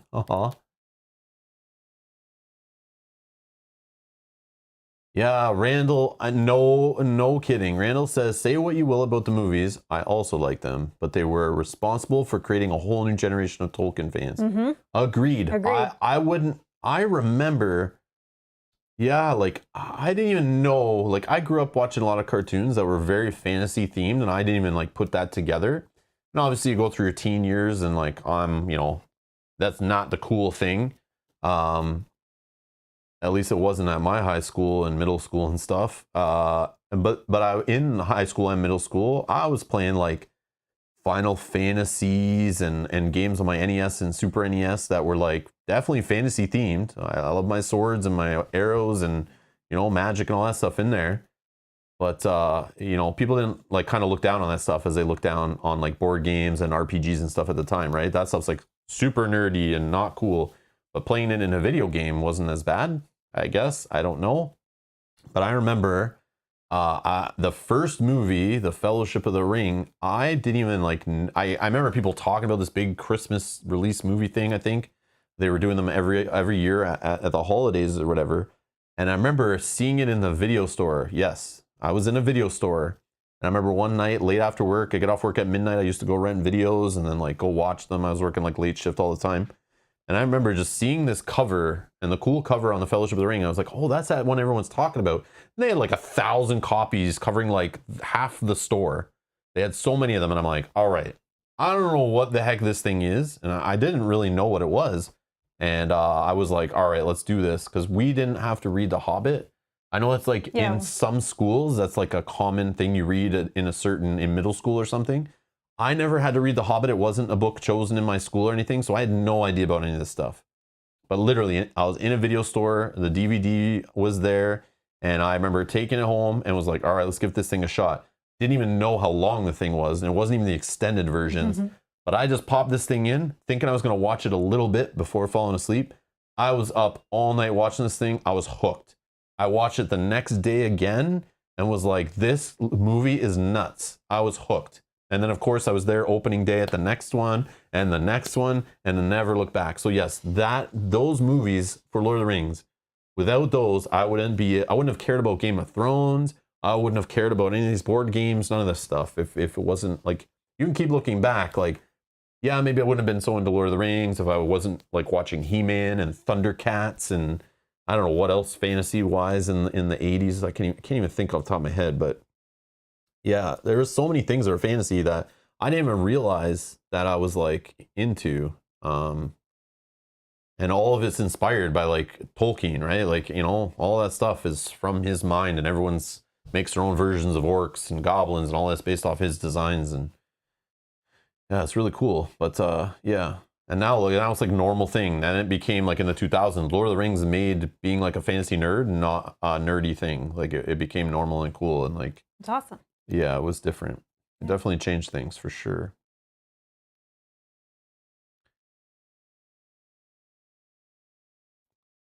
Oh, Will says, nothing Tolkien was in our great books class in high school. Randall says, yeah, as an 80s kid, I'm glad we've seemed to have one in the end, though. Yeah. yeah, that's true. Oh, yeah, we showed them to our daughter, too, right? She watched all 3 of those? Oh, yeah. Yeah. And the Hobbits. Yeah, we watched those. Even though those movies aren't the best, but they're still cool. But she was really into those. They were a little more kid-friendly, too, because it's based on the Hobbit, which is more targeted as like a kid's book. Yeah. So she liked that one a lot, all the dwarfs and the adventure there and stuff like that. But yeah, definitely watch Lord of the Rings with her for sure. Yeah, we've played like Lord of the Rings with her. I don't know what Lord of the Rings Confrontation. Oh, she loves that against you. Yeah, we used to play Lord of the Rings Confrontation, me and my daughter, a lot. She loved that game. Yeah. She was asking not too long ago about that game. I know. Yeah, we'll crack that game out on stream closer to when the Lord of the Rings show comes out on Amazon. We'll do some fun Lord of the Rings stuff on the channel for sure. There's a whip, there's a way. Mike, the old Hobbit cartoon movie, I went back and found out about that, and I watched some of that. Was it The Hobbit or was it Lord of the Rings? Whatever the animated one is from like the 70s. I think it's a movie though, not a. Oh yeah, maybe it is. Whatever that cartoon one is, that is weird, man. That one I watched that and I could not watch it. It was a little harsh. Both? Oh, there's both? Yeah. I started watching the animated Lord of the Rings one and was like, whoa, it's weird. It's weird. They did too? Oh, cool. I should probably go back and watch them now, but I remember maybe like 10 years ago finding them and trying to watch it and was like, no, I can't. And I even found like the old, like, there was like a Lord of the Rings game on like NES or Super NES. I tried to go play that. I was like, oh, this is all horrible. It's not good. You know what's an awesome Lord of the Rings game though? Lord of the Rings, like Battles for Middle Earth on like PC, the real-time strategy game. That I was hooked on for a while by Electronic Arts. Yeah, that's a good game. That's funny. Yeah, that's fun. Childhood memories, awesome. Anyways, we're gonna get out of here. Thank you all for watching. I'll schedule the next one in the series for next week. Yeah, should still be the same night, Thursday next week. So if you're watching this later and that stream hasn't happened, you should be able to find it in the video description, in the playlist link. So you can join us live for that one. If not, you know, you're looking for the previous videos in the series, they're all down below. There's playlist links for that stuff. We will be playing more Lord of the Rings living card game in the future on the channel, of course, after the series is done. We'll do the rest of the sagas. We'll play the Angmar Awakened cycle, which was announced today to be re-released with a campaign mode. We'll definitely check that out on the channel in the future for sure. The starter decks, hopefully those show up soon here in the Great White North. And I can actually play with those, and we can take a look at those and maybe play with them. We'll play some standalone, or maybe we could try those in the next saga. Oh yeah, that'd be cool. I don't know, for 2 players, like, are those decks built good enough Like to work balance? just 2 players? I don't know. Or are they built so that like they're good if you have all 4 of them at the table together? I don't know. I gotta try this out and look into it. But if you're watching this later and you know, leave it in the comments below how those decks are. If you play with them already, I'm very curious. But yeah. Anyways, thank you all for watching, and we'll see you in the next stream. Bye-bye. Bye.